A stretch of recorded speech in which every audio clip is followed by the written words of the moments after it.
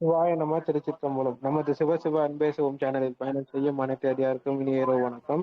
இன்றைய சிறப்பு விருந்தினராக வந்திருக்கும் பிரியா மேடமை வருக வருக என்று வரவேற்கிறேன். ஹக்கு ஹீலர் மேடம், டாபிக் சொல்லி ஸ்டார்ட் பண்ணிக்கோங்க. தேங்க்யூ. எல்லாருக்கும் வணக்கம். அநேகமா என்ன தெரிஞ்சிருக்கும்னு நினைக்கிறேன். ஏற்கனவே 2 முறை ஆன்லைன் இதுல வந்திருக்கேன், நான் பேசியிருக்கேன். இன்னைக்கு திரும்பவும் இன்னொரு தலைப்புல நம்ம பேச போறோம். ஆனா தலைப்பு வேறையா இருந்தாலும் அதுல உள்ள இருக்கக்கூடிய அந்த விஷயம் நம்ம திரும்ப திரும்ப பேசக்கூடிய ஒரே விஷயம்தான். அதை நம்ம வேற வேற விதமா நம்ம புரிஞ்சுக்கிறதுக்காக நம்ம ஒரு தலைப்பா நம்ம பேசிக்கிறோம். இன்றைய தலைப்பு நான் கொடுத்திருக்கிறது வாழ்வியல் விதி மீறல்களும் நோய்களும் அப்படிங்கிறது. இந்த தலைப்பு நீங்க பாத்தீங்கன்னா எடுத்த உடனே வாழ்வியல் விதி மீறல்கள் அப்படின்னு சொல்லுவோம். வாழ்வியல் விதி மீறல்கள் அப்படின்றத முதல்ல நம்ம புரிஞ்சுக்கணும். பொதுவா நம்மளுடைய முந்தைய தலைமுறை, நம்மளோட பெற்றோர்களுடைய தலைமுறையில பாத்தீங்கன்னா அவங்களுடைய வாழ்க்கை முறை வேற மாதிரி இருந்தது. நம்ம குழந்தைகளா இருக்கும் பொழுது நம்மளுடைய வாழ்க்கை முறை அவங்களோட சேர்ந்து நம்ம பயணிச்சது வேற விதமான ஒரு வாழ்க்கை முறை. அது எப்படின்னு பாத்தீங்கன்னா, அப்ப நமக்கு அதிக அளவுல ரசாயனம் சார்ந்த பொருட்கள் கிடையாது. இப்ப இருக்கிற மாதிரி உணவகங்கள், நம்ம வெளியே போயிட்டு நம்ம சாப்பிடக்கூடிய உணவகங்கள் மிகவும் குறைவு. அப்படியே உணவகங்கள் இருந்தாலும் நம்மளுடைய வாழ்க்கை முறையில நம்ம அதிகமா வெளியே உணவுகள் சாப்பிட்டது கிடையாது. நம்ம பொதுவா வீட்டுல சமைச்ச சாப்பாடு சாப்பிடுவோம். இன்னுமே நீங்க யோசிச்சீங்கன்னா இப்பவுமே பல கிராமங்கள்லயும் இல்ல டவுன் சொல்றோம் இல்லைங்களா, அந்த மாதிரி இடங்கள்லயும் பாத்தீங்கன்னா ஒரு ஹோட்டலுக்கு போய் சாப்பிடுறது அப்படிங்கறது அவங்க அவமானமா நினைக்கிறாங்க. அவங்களால வீட்டுல ஒரு பெண்கள் இருக்கக்கூடிய ஒரு வீட்டுல சமையல் கூட செய்ய முடியாத ஒரு சூழல் இருக்கு அப்படிங்கறது அவங்களுக்கு அது ஒரு பெருத்த அவமானமா அவங்க நினைக்கிறாங்க. ஆனா நம்ம கல்ச்சர், இப்போ நம்ம சிட்டில இருக்கக்கூடிய கல்ச்சர் ரொம்பவே மாறி இருக்கு. நம்ம எல்லாருமே வெளி சாப்பாடுகள் நிறைய சாப்பிடுறோம், அடிக்கடி சாப்பிடுறோம். முன்னாடி ஒரு 8 மணிக்கு மேல நம்மளுடைய எல்லா செயல்பாடுகளையும் நம்ம குறைச்சிருக்கோம். அந்த 8 மணி, இரவு 8 மணிக்கு மேல நம்ம உணவையுமே அதுக்கு முன்னாடிதான் சாப்பிட்டுருக்கோம். அந்த விஷயத்த பார்த்தாலுமே இப்போ இரவு பகல் அப்படிங்கிற வித்தியாசமே தெரியாம நம்ம அனைவரும் எந்த நேரத்துல வேணாலும் சாப்பிடலாம், எந்த நேரத்துல வேணாலும் வேலை பார்க்கலாம் அப்படிங்கிற ஒரு மாற்றம் ஏற்பட்டிருக்கு. அந்த விஷயத்த பத்திதான் நம்ம இப்போ விளக்கமா நம்ம பார்க்க போறோம். முதல் விஷயம் வாழ்வியல் விதிமீறல்கள் அப்படின்னு பார்க்கும்போது முதல்ல நம்ம உடல் சார்ந்த விதிமீறல்கள் நம்ம என்ன பண்றோம் அப்படிங்கிறத பார்த்துட்டு அதுக்கப்புறம் இந்த சமூகம் சார்ந்த விதிமீறல்கள் நம்ம என்னென்ன செய்யறோம் அப்படிங்கிறத நம்ம புரிஞ்சுக்கணும். உடல் சார்ந்த விதிமீறல் அப்படின்னு எடுத்துக்கிட்டீங்கன்னா, தாகம் எடுக்கும் பொழுது நம்ம தண்ணி குடிக்கிறது இல்லை. அதாவது தாகம் அப்படிங்கிற ஒரு உணர்வு நமக்கு எந்த உறுப்புல இருந்து வருதுன்னா நம்மளுடைய இரைப்பை மற்றும் இரைப்பை மூலமா அதுல இருந்து நமக்கு அந்த உணர்வு நம்ம வெளிப்படுத்தணும். அந்த உணர்வு வெளிப்படுத்தும் பொழுது நம்ம என்ன செய்யணும்னா நம்மளுடைய உதடுகள் அப்படின்னு ஒரு உதடுகள் மூலமா நம்ம தண்ணிய வாயில வச்சு நம்ம குடிக்கும் பொழுது நமக்கு தேவையான அந்த தண்ணியை மட்டும்தான் நம்மளால குடிக்க முடியும். ஆனா நம்மளுடைய பழக்கம், கல்ச்சர் அப்படின்னு சொல்லிட்டு நம்ம என்ன செய்யறோம், ஹைஜீனிக் அப்படின்ற ஒரு காரணத்தை நம்ம கத்துக்கிட்டு நம்ம எல்லாருமே எச்சில் பட்டா அது கெடுதல் அப்படிங்கிறதுனால நம்ம தூக்கி தண்ணி குடிக்கிற பழக்கத்தை நம்ம வச்சிருக்கோம். அது முற்றிலும் தவறு. அதனால என்ன ஆகும் அப்படின்னா, நம்ம குடிக்கக்கூடிய தண்ணியினுடைய அளவு நம்ம உதட்டுல படாம நேரடியா நம்ம தொண்டைக்குள்ள இறங்கும் பொழுது அந்த தண்ணீருடைய தேவை உணராம நம்ம அதிகமா குடிக்க வாய்ப்புகள் இருக்கு, குறைவா குடிக்கவும் வாய்ப்புகள் இருக்கு.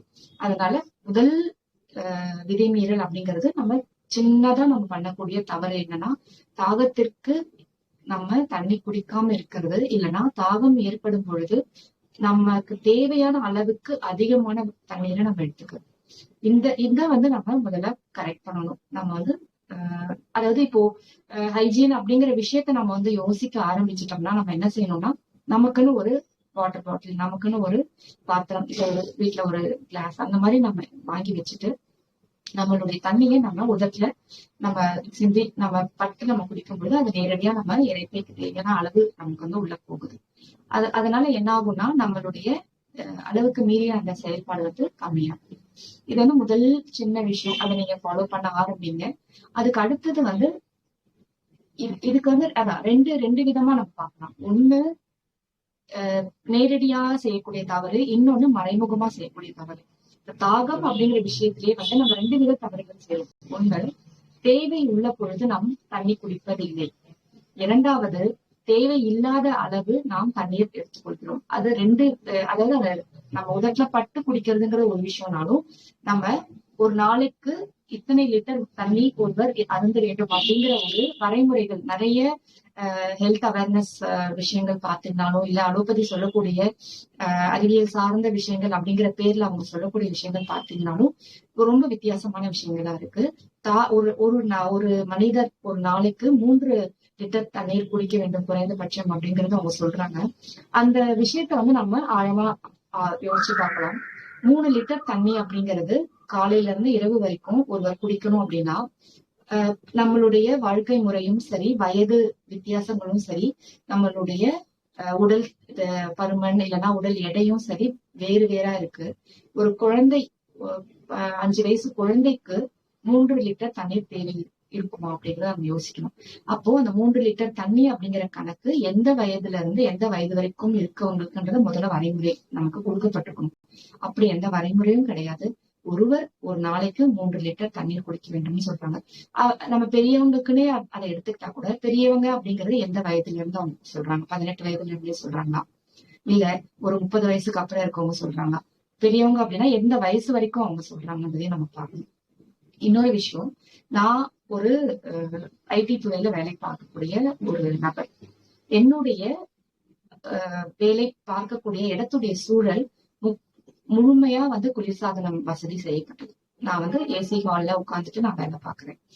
எனக்கு அந்த ஏசி ஹால்ல இருக்கக்கூடிய அந்த கூலிங்னஸ்ல 3 லிட்டர் தண்ணீர் எனக்கு தேவைப்படாது. அதே நேரத்துல நீங்க யோசிச்சு பாருங்க, இப்போ காலம் இருக்கு, summer time, winter time, normal time, spring time நம்ம சொல்றோம் இல்லைங்களா? அந்த மாதிரி கோடை காலத்துல 3 லிட்டர் தண்ணி ஒருத்தருக்கு பத்துமா அப்படிங்கறத நம்ம கேட்கணும். அவங்க சொல்லக்கூடிய அந்த பொதுவான ஒரு அளவு முறை எத்தனையோ விஷயங்களை அது பின்னாடி நம்ம ஆலோசிக்க வேண்டியிருக்கு. வெறும் ஒரு மனிதன் மட்டும் அப்படின்ற மாதிரி பார்க்கும்போது அவனுடைய தேவைகளும் அவனுடைய கால சூழலும் அவனுடைய பணி இடமும் மாற்றம் கொண்டது. அதே இப்போ ஒருவர் வீடு கட்டுற வேலை பாக்குறாங்க, கொளுத்து வேலைன்னு சொல்லுவாங்க இல்லைங்களா, அந்த வேலையை பார்க்கக்கூடிய ஒரு நபர் எவ்வளவு தண்ணி குடிப்பாங்க பாத்திருக்கீங்க இல்லையா?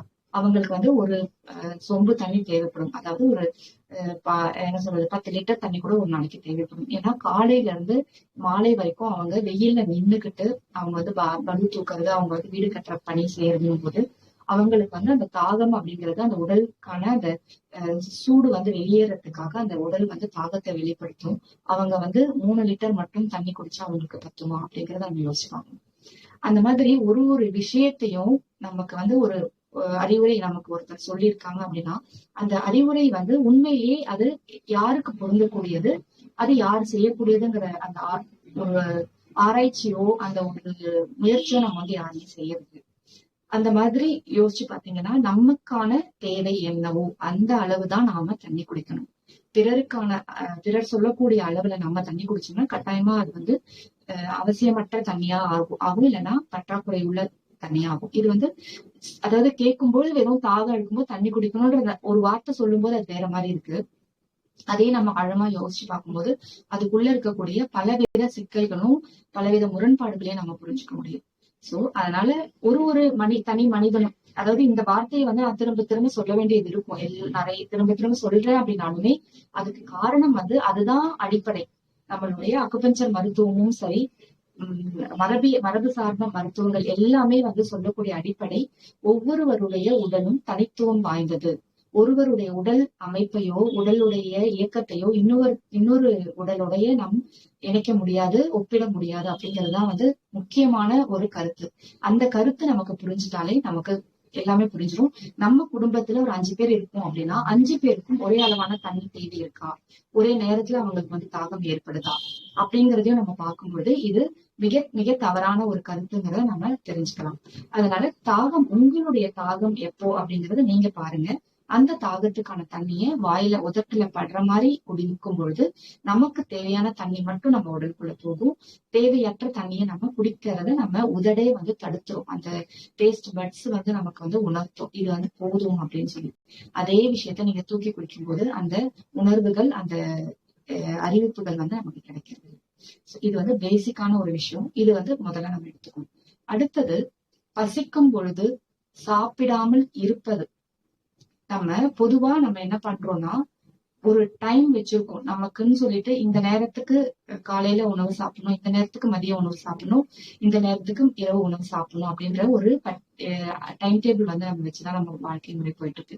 குழந்தைகளா இருந்தாலும் சரி, பெரியவங்களா இருந்தாலும் சரி, அந்த வாழ்க்கை முறைக்கு எல்லாருமே கட்டுப்பட வேண்டிய சூழல். பள்ளிக்கு போற குழந்தைங்களும் சரி, பள்ளியில வேலை பார்க்கிற ஆசிரியர்களும் சரி, மத்த அலுவலகத்துல வேலை பார்க்கணும், அந்த அலுவலக நேரம், அந்த உணவு நேரம், lunch time, dinner time, breakfast டைம்ன்ற அந்த டைமுக்கு நம்ம வந்து சாப்பிட்டு நம்ம பழகிருக்கோம். அது வந்து நடைமுறையில சற்று சிரமமான விஷயம் அப்படிங்கிறது நமக்கு எல்லாருக்குமே தெரிஞ்சாலும், நாம வந்து அதிகமா தவறு செய்யுது. வேலையுடைய அந்த இன்ட்ரெஸ்ட்ல இல்லைன்னா, நம்ம இந்த மணிக்குள்ள இதை முடிச்சு இன்னைக்கு அனுப்பணும் அப்படிங்கிற அந்த ஒரு நிர்பந்தத்துல நம்ம என்ன பண்ணுவோம், நம்ம வந்து நம்ம பசியை வந்து உதாசீனப்படுத்திட்டு நம்ம வேலையை பார்ப்போம். இன்னொரு பக்கம் வந்து சிலருக்கு வந்து அந்த பசி அப்படிங்கிற உணர்வு வந்து தெரியாம வந்து அவங்க சாப்பிடாம இருப்பாங்க. சோ இந்த மாதிரி பல விதங்கள் இருக்கு. அதுல பசிக்கும் பொழுது நம்ம சாப்பிடாம இருக்கிறது அப்படிங்கிறது மிக மிக முக்கியமான ஒரு விஷயத்த வந்து நம்ம பார்க்க வேண்டியது இருக்கு. அதை வந்து நம்ம சரி பண்ணணும்னா பசியை நம்ம உணரணும். இன்னொரு விஷயம், பசிக்கும் பொழுது பசிக்காத பொழுது சாப்பிடுறது. நம்ம பொதுவா வந்து பசிக்கிறப்ப சாப்பிடாம இருக்கிறது கூட பெரிய தவறுன்னு சொல்ல முடியாது, பெரிய விதிமீறல் சொல்ல முடியாது. ஆனா பசிக்காம நம்ம சாப்பிடக்கூடிய ஒரு பருக்கை உணவும் நம்ம உடல்ல கழிவாதான் மாறுது. நம்ம அதான் நான் சொன்ன மாதிரி காலை, மதியம், இரவு அப்படிங்கிற அந்த கால்குலேஷன்ல வீட்டுல இருந்து கிளம்புறதுக்கு முன்னாடி நம்ம காலை உணவை முடிச்சுட்டு நம்ம கிளம்புறோம். பசிக்குதா பசிக்கலையா அப்படின்னு யோசிக்கிறதுக்கோ அதை பத்தி இது பண்றதுக்கோ நமக்கு நேரம் இல்லை முதல்ல. அடுத்தது, மதிய உணவு எந்த நேரத்துல நமக்கு அங்க லஞ்ச் டைமுக்கு சொல்றாங்களோ அந்த நேரத்துல நம்ம சாப்பிடுறோம். அப்பவும் நம்ம பசிக்குதா பசிக்கலையா அப்படிங்கிற விஷயத்த நம்ம பாக்குறது. இரவு உணவும் அதே மாதிரி எவ்வளவுக்கு எவ்வளவு லேட்டா சாப்பிடணுமோ அவ்வளவுக்கு நம்ம லேட்டா சாப்பிடுறோம். ஏன்னா எல்லாரும் வீட்டுக்கு வந்து சேர்ந்து எல்லாரும் ஒன்னா சாப்பிடணும் அப்படிங்கிற மாதிரி ஒரு சூழல். எல்லா வேலைகளையும் முடிச்சுட்டு கடைசியா ரிலாக்ஸ்டா சாப்பிடணும் அப்படிங்கிற அந்த மனநிலையினால இரவு உணவு ரொம்ப தாமதமா நம்ம சாப்பிட்டுட்டோம். இந்த மாதிரி இல்லாம நம்மளுடைய பசியை நம்ம உணர்ந்து நம்ம அந்த பசிக்கு தகுந்த உணவை நம்ம எடுத்துக்கும் போது நம்ம உடலுக்கு தேவையான அந்த ஆற்றல் நமக்கு வெளிப்படுது. அந்த ஆற்றல் மூலமா நம்மளுடைய பணிகளை செய்யறோம். நம்ம அதிகமா எடுத்துக்கிட்ட உணவுல இருந்து ஏற்படக்கூடிய அந்த எக்ஸ்ட்ரா கேலரிஸ் என்ன ஆகும், நம்ம பாடியில ஃபேட் கண்டென்ட்டா வந்து சேரும் அப்படிங்கிறது நமக்கு எல்லாருக்குமே தெரியும். கேலரிஸ் பர்னிங் அப்படின்ற மாதிரி எல்லாம் சார்ட் எல்லாம் இருக்கு, எல்லாமே இருக்கு. அத வந்து அவ்வளவு தூரம் நம்ம வந்து ஆராய்ச்சி பண்ணி அந்த சார்ட்டை நம்ம மெயின்டைன் பண்ணி அந்த நம்பர்ஸை நம்ம ஞாபகம் வச்சுக்க வேண்டிய அவசியம் கிடையாது. எந்த உணவுல எவ்வளவு கேலரி இருக்கு, எந்த உணவை வந்து எவ்வளவு எடுத்துக்கலாம், காலையில இதை எடுத்துக்கலாம், அந்த மாதிரி எல்லாம் நம்ம வந்து பார்க்க வேண்டிய அவசியம் இல்லை. நமக்கு உணவு நமக்கு நேரம் வரும்பொழுது, உணவு சாப்பிடுற நேரம் வரும்பொழுது நமக்கு உண்மையிலேயே பசி இருக்கா இல்லையா அப்படிங்கிற ஒரே ஒரு கேள்வியை மட்டும் நம்ம முன் வைக்கணும். அந்த கேள்வியை முன் வைக்கணும்னா அதுக்கும் வந்து ஒரு வழிமுறை இருக்கு. நம்ம வந்து ஒரு விரதம் இருக்கிறது, ஃபாஸ்டிங் சொல்லுவோம் இல்லைங்களா, அந்த மாதிரி விரதம் இருந்து பார்க்கும் பொழுது நம்மளால நம்மளுடைய பசியை உணர முடியும். ஒரு 3 நாட்கள் குறைந்தபட்சம் நம்ம விரதம் இருந்து பார்த்தோம்னா நம்மளால நிச்சயமா நம்மளுடைய பசி வந்து பசி எப்ப எடுக்குது, நம்ம பசிக்கும் போது சாப்பிடுறோமா சாப்பிடலையா அப்படிங்கிற அந்த உணர்வு நமக்கு ஏற்படும். அப்படி பசிக்கும் போது சாப்பிடும் போது என்ன ஆகும்னா நம்மளுடைய உணவுல ஒரு ருசி வந்து நமக்கு முழுமையா நமக்கு கிடைக்கும். அந்த பசிக்காத நேரத்துல நம்ம சாப்பிடுறது கூடிய அந்த டேஸ்டும் தெரியாம அந்த என்ன சொல்ற அதோட சத்துக்களை பத்தியும் நம்ம இது பண்ணாம நம்ம ஒரு கடமைக்குனாலும் ஒரு மெக்கானிக்கலா வந்து நம்ம சாப்பிடுறதுங்கிறது தவறான ஒரு வழிமுறை. அதனால நம்ம என்ன செய்யணும்னா பசிக்காத பொழுது சாப்பிடாம இருக்கணும் அப்படிங்கிறத முக்கியமா கடைபிடிச்சிட்டு, அதே நேரத்துல பசிக்கும் பொழுது அதை உதாசீனப்படுத்தி நம்ம உணவை வந்து தவிர்த்துடாம நம்ம பசிக்கிறப்ப நம்ம சாப்பிடுறதுங்கிறது நம்ம ஃபாலோ பண்ணணும். இப்ப பசி அப்படின்னு நம்ம வரும்போது நிறைய விஷயங்கள் நம்ம வந்து பார்க்க வேண்டியது இருக்கு. என்ன சாப்பிடலாம், எப்படி சாப்பிடலாம், எப்ப சாப்பிடலாம் அப்படிங்கிற மாதிரி முக்கியமான 3 கேள்வி நமக்கு ஏற்படும். முதல் கேள்வி, என்ன உணவை நம்ம எடுத்துக்கிறது, நம்மளுடைய ஆரோக்கியத்தை நம்ம மேம்படுத்திக்கிறதுக்காக நம்ம எந்த மாதிரியான உணவுகளை எடுத்துக்கிறது அப்படிங்கறது முதல் கேள்வி, நம்ம எல்லாருக்குமே இருக்கக்கூடிய கேள்வி. அதுக்கு சிம்பிளான ஒரே பதில், உங்களுக்கு பிடித்த அதிக ரசாயன கலப்புகள் இல்லாத ஆரோக்கியமான உணவு எடுத்துக்கிட்டா போதும். நமக்கு பிடிக்காத உணவுகள் அப்படிங்கிறத நம்ம எடுத்துக்க வேண்டிய அவசியமே கிடையாது. ஏன்னா நம்ம உடல் நமக்கு தேவையான சத்துக்களை அதுவே உருவாக்கி கொள்ளக்கூடிய, மாற்றிக் கொள்ளக்கூடிய தகுதியுடன் நம்ம உடல் வந்து அமைக்கப்பட்டிருக்கு. அதுக்கு ஒரு எடுத்துக்காட்டு நான் சொல்லணும் அப்படின்னா, ஒரு விலங்கு நம்ம வீட்டுல வளர்க்கக்கூடிய விலங்கா இருந்தாலும் சரி, ஒரு ஆடு மாடு அப்படிங்கிற ஒரு விலங்கை நம்ம எடுத்துக்கிட்டோம்னாலும், ஆடு எடுத்துக்கலாம். ஆடுங்கிற ஒரு விலங்கு வந்து ஆஹ் அதோடைய உடல் அமைப்பு எப்படி இருக்கு நீங்க பாத்துருக்கீங்கன்னா, அதோடைய தோல் பகுதிக்கும் தசை பகுதிக்கும் இடைப்பட்ட இடத்துல வந்து கொழுப்பு பகுதி வந்து அதிகமா இருக்கும். அவ்வளவு அந்த கொழுப்புகள் வந்து எங்க இருந்து அந்த ஆட்டுடைய உடல்ல ஏற்பட்டது. அந்த ஆடுடைய உணவு என்ன அப்படிங்கறத நீங்க பாருங்க. ஆடு வந்து வெறும் பச்சை இலைகள், தழைகள், அந்த மாதிரி உணவுகள் தான் சாப்பிடும். அது கால்சியம், அயன், ஃபேட் அந்த மாதிரி எந்த விதத்தையும் வந்து அது தேடியோ அது கண்டுபிடிச்சோ அது சாப்பிடுறது இல்லை. அது சாப்பிடக்கூடிய உணவு வெறும் இலை தழைகள் மட்டும்தான் அந்த ஆட்டுடைய உணவு. அந்த உணவை சாப்பிடக்கூடிய அந்த ஆட்டுக்கு அந்த கொழுப்பு எப்படி அந்த உடல்ல உருவாச்சு அப்படிங்கிற கேள்வி நம்ம முதல்ல கேட்போம். இது வந்து சின்னதான ஒரு விஷயம்தான். இதை நம்ம யோசிக்கும் பொழுது அதுக்கு உள்ள இருக்கக்கூடிய மிகப்பெரிய உண்மை வந்து நமக்கு புரியும். என்ன உண்மை அப்படின்னா, அந்த ஆடுடைய உடல்ல ஃபர்ஸ்ட் அந்த கொழுப்பு எதனால இருக்கு அப்படின்னா, அதோடைய குளிர் தன்மையை தாங்கிறதுக்காகவும் தோல்ல இருந்து நம்ம தோல் வந்து மென்மையா இருக்கும். அதுக்கு அந்த குளிர்தன்மை தாங்கிறதுக்காகவும் வெயில் தன்மை தாங்கிறதுக்காகவும் அது ஒரு ப்ரொடெக்ஷன் மாதிரி தான் வந்து அந்த ஆட்டுக்கு வந்து அந்த கொழுப்பு லேயர் வந்து இருக்கு. அது எப்படி உருவாச்சு அப்படின்னு பார்க்கும்போது, அதனுடைய தேவைக்கு தகுந்த மாதிரி அது சாப்பிட்ட அந்த இலைத்தழைகள்ல இருந்து அதனுடைய உடல் அந்த சத்தை வந்து கன்வெர்ட் பண்ணுது. ஃபேட் கண்டென்ட்டா கன்வெர்ட் பண்ணி அதை அந்த எந்த இடத்துல சேமிக்கணுமோ அந்த இடத்துல சேமிச்சு அது வந்து உடலுக்கு கொடுக்குது. அதனாலதான் ஆடு எடுத்துக்கிட்டீங்கன்னா அதோட உடலுக்கும் அதோடைய உணவுக்கும் சம்பந்தம் இல்லாத ஒரு இதை நம்ம பார்க்கலாம். இதே முறையில தான் நம்மளுடைய மனிதர்களுடைய உடலும் இயக்கம் ஆகுது. மனிதர்கள் உடல்ல நம்ம எந்த உணவு நம்ம குழந்தைகள் எடுத்துக்கிட்டீங்கன்னா அவங்க எல்லா காய்கறிகளும் எல்லா பழங்களும் சாப்பிடுற பழக்கம் கிடையாது. பெரியவங்க நம்ம வந்து அந்த பழக்கத்தை உருவாக்கிக்கிறோம். நம்ம வந்து பல விதமான விஷயங்களை நம்ம தெரிஞ்சு வச்சிருக்கிறதுனால அதை வந்து நம்ம பழக்கத்துக்கு கொண்டு வந்து சாப்பிட்டா நல்லது அப்படிங்கறத நம்ம பார்க்கிறோம். அதே நேரத்துல குழந்தைகளுக்கு வந்து யோசிச்சு பாத்தீங்கன்னா அவங்க பிடிச்ச உணவு மட்டும்தான் அவங்க சாப்பிடுவாங்க. நான் வந்து ஜங்க் ஃபுட்டை இங்க பேசுறேன். ஜங்க் ஃபுட்டுங்கிறது இப்ப எல்லாருக்குமே பிடித்த உணவா மாறிடுச்சு அதோடைய சுவை காரணத்தினால. அதை வந்து நம்ம தவிர்க்கணும். அந்த குழந்தைங்களுக்கு புரிய வச்சு அந்த உணவுகளை நம்ம தவிர்க்கணும். ஜங்க் ஃபுட்டை தவிர்த்து மத்த உணவுகள் இப்ப நம்ம வீட்டுல செய்யக்கூடிய காய்கறி, அசைவ உணவோ சைவ உணவோ நம்ம வீட்டுல செய்யக்கூடிய பொதுவான காய்கறிகள் தான் நம்ம குழந்தைங்க சாப்பிட மாட்டாங்க. அதுக்கு காரணம் அவங்களுக்கு அந்த சுவை பிடிக்கிறது இல்லை, அது சாப்பிடணும்னு தோன்றது இல்லை. அவங்க வெறும் ஒரு ரசம் சாதமோ இல்ல வேற விதமான ஒரு அப்பளமோ வச்சு சாப்பிட்டுட்டு அவங்க எடுத்து போயிட்டே இருப்பாங்க. ஆனா அவங்களுக்கு தேவையான எனர்ஜி அவங்க உடம்புல சேரும். அப்படி ஒண்ணும் நம்ம குழந்தைகள் எப்படி சொல்றது, ஊட்டச்சத்து குறைபாடு உள்ள குழந்தைகளா எந்த குழந்தைகளுமே இருக்கிறது இல்லை. ஒரே ஒரு விஷயம், அந்த பாக்கெட்ல விற்கக்கூடிய உணவுகளையும் ஜங்க் ஃபுட்டையும் நம்ம தவிர்த்தோம்னாலே போதும். மற்றபடி நம்ம உடல் அதற்கு தேவையான சத்தை அதுவே உருவாக்கி கொள்ளும். அப்படி கிடைக்கக்கூடிய சத்து, நேரடியான சத்து கிடைக்கும் போது, இப்போ ஒரு கீரையில வந்து பொட்டாசியம் இருக்கு, கால்சியம் இருக்கு அப்படின்னா அந்த கீரையை நம்ம சாப்பிடும்போது அதுல உள்ள நேரடியான சத்து நம்ம உடலுக்கு தேவையா இருந்தா அதை முதல்ல எடுத்துக்கும். அதுல உள்ள மறைமுகமான ஒரு சத்து நமக்கு ஃபேட் இல்ல கீரையில, அந்த ஃபேட் அந்த உடலுக்கு தேவை அப்படின்னா உடல் அந்த கால்சியத்தையும் மினரலையும் ஃபேட்டா கன்வெர்ட் பண்ணி அதை எடுத்துக்கக்கூடிய ஆற்றல் கொண்டது. இதை நம்ம முதல்ல புரிஞ்சுக்கிட்டோம்னா நம்ம சத்து பொருட்கள் அப்படிங்கிறத தேடி ஓடுறதும் ஹெல்த் ட்ரிங்க் அப்படிங்கிறத தேடி ஓடுறதையும் நம்ம முதல்ல தடுத்துக்கலாம். நமக்கு தடுக்கிறோமோ இல்லையா, நம்ம குழந்தைகளுக்கு அதை வந்து தடுக்கிறது வந்து ரொம்ப முக்கியம். அதற்கு பதிலா இயற்கையா கிடைக்கக்கூடிய சத்து மாவு கஞ்சி அப்படிங்கறது நம்ம தானியங்கள், சிறுதானியங்கள், பாதாம் அந்த மாதிரி எல்லாம் வச்சு நம்ம தயார் பண்றோம் இல்லையா, அந்த மாதிரியான சத்து உணவுகளை நம்ம எடுத்துக்கலாம். அப்போ என்ன ஆகும் அப்படின்னா அந்த குழந்தைகளுடைய உடல்ல ரசாயனம் சேர்க்கிறதுங்கிறது குறையும். இன்னொரு விஷயம், ரசாயனம் அப்படின்னு எடுத்துட்டோம்னா இப்ப எல்லா உணவுமே ரசாயனம் தான் இருக்கு. நம்ம என்ன சொல்றது, அரிசி பருப்புல இருந்து எல்லா உணவுகளுமே மருந்து, பூச்சி மருந்தும் இது உரங்களும் போட்டுதான் வளர்க்குறாங்க. அந்த உரங்களுமே வந்து இயற்கையான உரம் அப்படின்னு நம்ம சொல்லிட முடியாது, செயற்கை உரங்கள் தான் போட்டு வளர்க்குறாங்க. அப்படி இருக்கும்போது ஏற்கனவே நம்மளுடைய அன்றாட நம்ம ஆரோக்கியமான உணவுன்னு நினைக்கக்கூடிய உணவே நஞ்சாதான் இருக்குன்னு போது மேற்கொண்டு அதிக நஞ்சுக்களை நம்ம குழந்தைகளுக்கு நம்ம கொடுக்கறதோ இல்லை நாம உட்கொள்றதோ நிச்சயமா தவறான ஒரு வழிமுறை.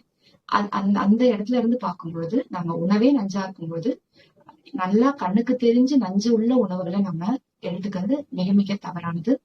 என்றாவது ஒரு நாள் ரொம்ப விருப்பப்படுறோம், நமக்கு சாப்பிடணும்னு ஆசைப்படுறோம் அப்படின்னா அக்கேஷனல் ஃபுட் அப்படிங்கிற அந்த கான்செப்ட்ல நம்ம அந்த உணவுகளை நம்ம எடுத்துக்கலாம். தினமும் எடுத்துக்கக்கூடிய ரெகுலர் ஃபுட்ல அந்த மாதிரி உணவுகளை நம்ம தவிர்த்துட்டு நமக்கு தேவையான உணவை நம்ம எடுத்துக்கும் போது எந்தவித பயமும் வேண்டாம். அந்த உணவுல நமக்கு தேவையான சத்து இருக்கா இல்லையாங்கிற தயக்கம் இல்லாம நம்ம எடுத்துக்கலாம். அந்த காலத்துல நீராகாரம் அப்படிங்கறத காலையில குடிச்சிட்டு போவாங்க, மத்தியானம் அதுதான் எடுத்துட்டு போவாங்க, இரவு மட்டும்தான் அவங்க சமைச்சு சாப்பிட பழக்கம் இருந்திருக்கு. அந்த நீராகாரம் 2 வேளைக்கு அவங்களுக்கு எப்படி அந்த எனர்ஜியை கொடுத்தது, அந்த ஆற்றல் எப்படி கொடுத்தது, அவங்க எப்படி ஆரோக்கியமா இருந்தாங்கன்றது நம்ம ஒரு யோசிக்கணும். நம்மளை விட வயல்ல வேலை செய்யறவங்களும் கிராமத்துல இருக்கவங்களும் உடல் உழைப்பு அதிகமா கொடுக்குறவங்களும் நிச்சயமா ஆரோக்கியமா தான் இருக்காங்க. நம்ம டைனிங் டேபிள்ல உட்காந்துட்டு நம்ம ஏசி ஹால்ல உட்காந்துட்டு நம்ம சாப்பிடுறது, 5 ஸ்டார் ஹோட்டல்ல போய் நம்ம சாப்பிடுற பழக்கங்கள் நம்ம வச்சிருக்கோம். ஒரு வெரைட்டி ஆஃப் ஃபுட் கான்டினென்டல் அந்த மாதிரி எல்லாம் நம்ம சாப்பிடுறதை விட அவங்க சாப்பிடக்கூடிய அந்த சின்ன ஒரு அரிசி கஞ்சியில அவங்களுக்கு தேவையான அத்தனை சத்துக்களும் இருக்குங்கிறத நம்ம பார்த்தோம்னாலே நம்மளால புரிஞ்சுக்க முடியாத போது கட்டாயமா அந்த முறையை நம்ம ஃபாலோ பண்றது மிகவும் அவசியம். அதுக்காக தினம் கஞ்சி சாப்பிடணும்னு அவசியம் இல்லை. நம்ம வீட்டுல நம்ம அரிசி உணவோ கோதுமை உணவோ அந்த மாதிரி சிறுதானிய உணவுகளும் நம்ம எடுத்துக்கலாம். என்ன சாப்பிடணும் அப்படிங்கிறதுக்கு நம்ம இப்போ பேசியிருக்கோம். எப்படி சாப்பிடணுங்கிறதுதான் நம்மளுடைய இதுவே ஆரம்பமே எப்படி சாப்பிடணுங்கிறத நம்ம பேசணும். பசிக்கும் பொழுது சாப்பிடணும், பசிக்காத பொழுது சாப்பிடக்கூடாது. அந்த கான்செப்ட நம்ம மனசுல வச்சுக்கணும். எப்ப நமக்கு முன்னாடி ஒரு உணவு தட்டுல இருக்கு அப்படின்னாலும் முதல்ல நம்ம யோசிக்க வேண்டியது உண்மையிலேயே நமக்கு பசி இருக்கா இல்லையா. நமக்குள்ள நம்ம அந்த கேள்வியை முதல்ல கேட்போம். கேட்டாதான் அந்த பசி உணர்வை நம்மளால புரிஞ்சுக்க முடியும். இல்லை அப்படிங்கிற பதில் நமக்கு மனசு சொல்லுச்சுன்னா அந்த உணவை தவிர்த்துறது நல்லது. கொஞ்ச நேரம் கழிச்சு நம்ம எடுத்துக்கலாம். நம்ம எல்லாத்துக்குமே நம்ம ஒரு சொசைட்டியை நம்ம ஒரு காரணமா நம்ம காமிக்கிறோம். நம்ம ஒரு ஆபீஸ்ல இருக்கோம், மத்தவங்க எல்லாம் 1 மணிக்கு போய் சாப்பிடுறாங்க, நான் மட்டும் பசிக்கிறப்ப சாப்பிடணும் அப்படின்னா 2 மணிக்கு மேல போய் சாப்பிட்டா எல்லாரும் என்ன வித்தியாசமா பார்ப்பாங்க, 3 மணிக்கு மேல சாப்பிட்டா வித்தியாசமா பார்ப்பாங்க. நம்ம நினைக்க வேண்டும். நம்ம அந்த பழக்கத்தை கொண்டு வரும்பொழுது நம்ம கூட இருக்கக்கூடிய நம்ம நண்பர்கள், நம்மளுடைய வேலை பார்க்கக்கூடிய தோழர்களுக்கும் அந்த விஷயம் புரிய ஆரம்பிக்கும். அவங்களும் அதை ஒரு கட்டத்துல ஃபாலோ பண்ண ஆரம்பிப்பாங்க. முதல்ல நம்ம அதை பத்தி யோசிக்க வேண்டாம், அடுத்தவங்க ஃபாலோ பண்றாங்களா இல்லையா யோசிக்க வேண்டாம். நம்ம முதல்ல எப்படி ஃபாலோ பண்ணணும் நம்ம லைஃப் ஸ்டைல்ன்றத பார்க்கணும். இதுக்கு இன்னொரு வழிமுறையை நான் சொல்றேன். இப்போ ஒரு மனிதன் காலை 6 மணிக்கு முன்னாடி எழுந்துக்கிறாங்க அப்படின்னா அவங்களுக்கு நிச்சயமா 3 வேளைகள் பசி தானா ஏற்படும். அவங்களுடைய அன்றாட வாழ்க்கையிலே அன்றாட பணிகள் செய்யும் பொழுது 3 முறை பசி கட்டாயமா ஏற்படும். காலை உணவு நமக்கு தேவையான அளவு வீட்டுல சாப்பிட்டு மதிய உணவு எடுத்துட்டு போயிட்டு இரவு நம்ம வீட்டுல சாப்பிட்டுக்கலாம். நம்ம எவ்வளவுக்குள்ள லேட்டா எழுந்துக்கிறோமோ காலையில அவ்வளவுக்குள்ள ஒரு வேளை உணவு நமக்கு சாப்பிடாம தவிர்க்கிறது நல்லது. அந்த உணவு சாப்பிட வேண்டிய நேரத்துல நம்ம உறங்கிட்டோம். உறக்கமும் ஒரு வகையான ஒரு ஓய்வும் போது அந்த உடலுக்கு அந்த சத்து அந்த நேரத்துல தேவைப்படாது. எப்பவுமே பாத்தீங்கன்னா யாரெல்லாம் லேட் மார்னிங் எழுந்துக்கிறாங்களோ 8 மணி மேல 9 மணிக்கு மேல எழுந்துக்கிறவங்க இருக்காங்க, நைட் ஷிஃப்ட் பாக்குறவங்க, மத்தியான ஷிஃப்ட், அந்த மாதிரி பீப்புள் பாத்தீங்கன்னாலே அவங்களுக்கு காலையில பசி என்ற உணவே இருக்காது, சாப்பிட மாட்டாங்க. யாரை கேட்டாலும் எனக்கு பசிக்கல. இதுல இன்னொரு தவறு நம்ம என்ன செய்யறோம், காஃபி, டீ, ஹார்லிக்ஸ், பூஸ்ட்னு சொல்லிட்டு நம்ம ஹாட்டா பால் சேர்த்த உணவை நம்ம அதிக அளவு எடுத்துக்கிறோம். தூங்கி எழுந்த உடனே அந்த உணவை எடுத்ததுமே அடுத்தது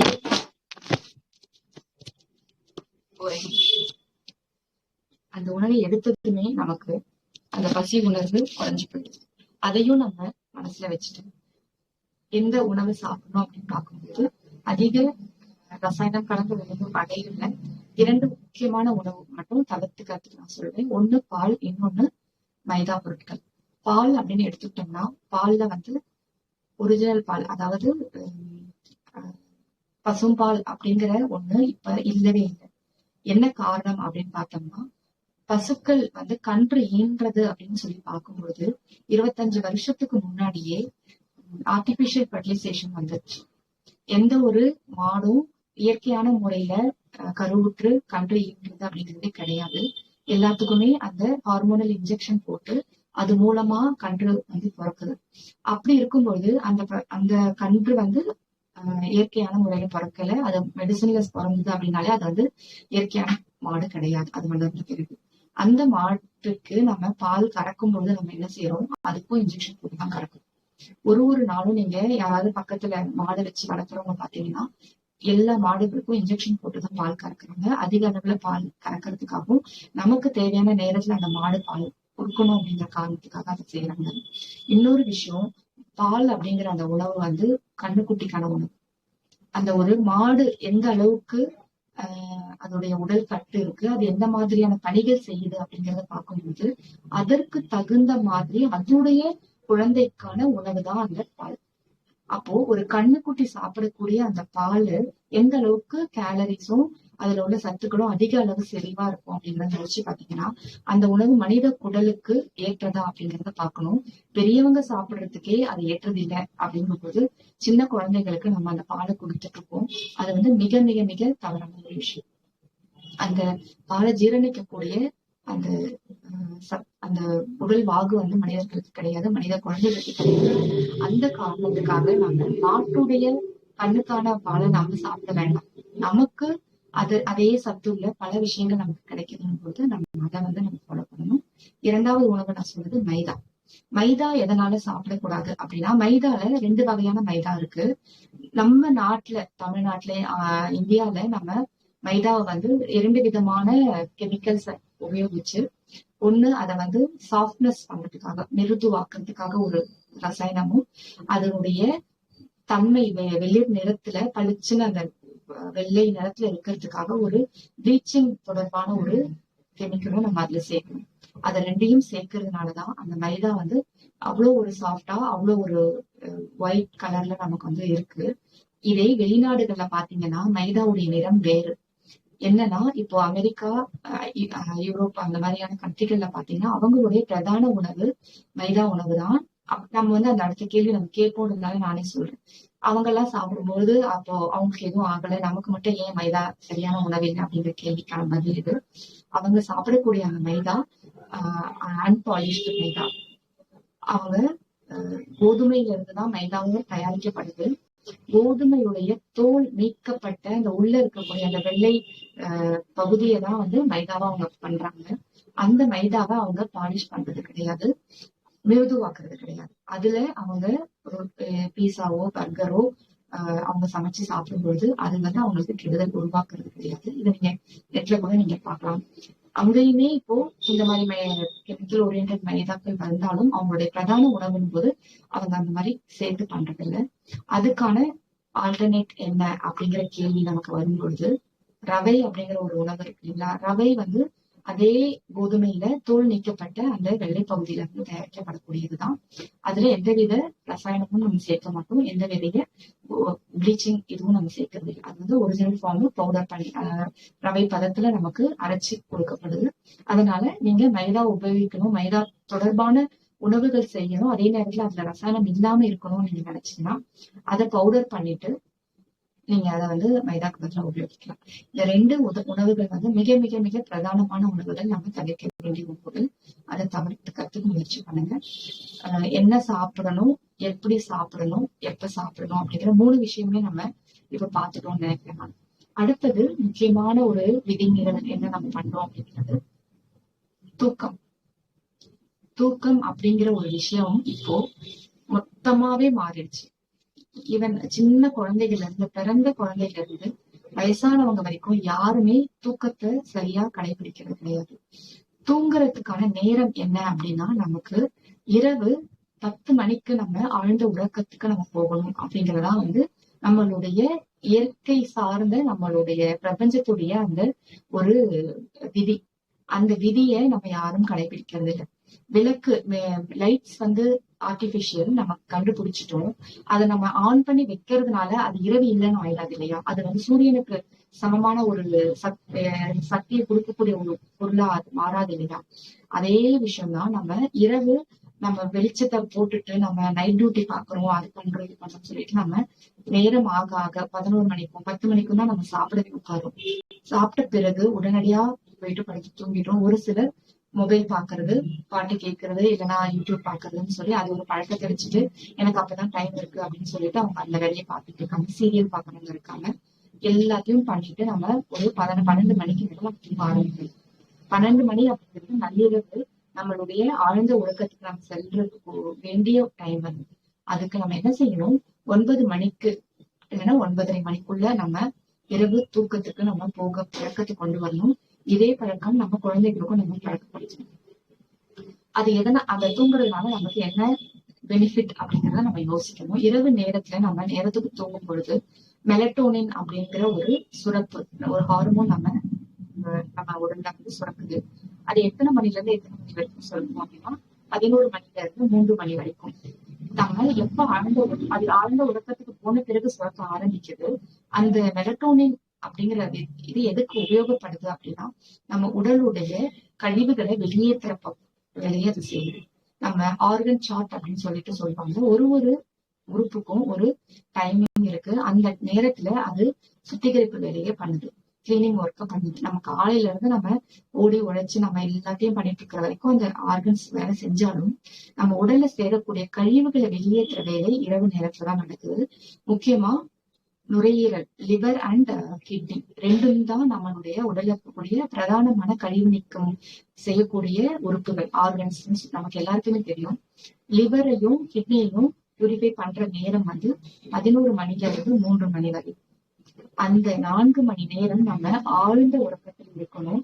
ஆழ்ந்த உறக்கம் அப்படிங்கிறது எப்ப வரும்னா நம்ம தூங்க ஆரம்பிச்சு 1 மணி நேரத்துக்கு பிறகுதான் நம்ம ஆழ்ந்த உறக்கத்துக்கு போகும். அந்த 1 மணி நேரம் வரைக்கும் அந்த உறக்கம் வந்து நம்ம தூங்கினாலும் அது ஆழ்ந்த உறக்கமா இருக்காது. நம்ம நினைச்சுக்கோ நான் படுத்தோன்னே தூங்கிடுவேன், அடிச்சு போட்டோமா தூங்கிடுவேன். இல்ல, நம்ம தூங்குறதுங்கிறது வேற, நம்ம உடல் தூங்குறதுங்கிறது வேற. உடல்ல இருக்கக்கூடிய அந்த இயக்கங்கள் எல்லாமே அதனுடைய பணிகளை குறைச்சிக்கிட்டு ஆழமான ஒரு தூக்கத்துக்கு போறது அப்படிங்கிறது 1 மணி நேரமாக தேவை. அதுக்கு நம்ம 10 மணிக்கு தூங்க ஆரம்பிக்கணும். 10 மணிக்கு தூங்க ஆரம்பிக்கணும் அப்படின்னா நம்ம அதுக்கு முன்னாடியே நம்ம இரவு படுக்கைக்கு போகணும். அந்த ஒரு பழக்கத்தை கொண்டு வரணும். ஒரு நிமிஷம்.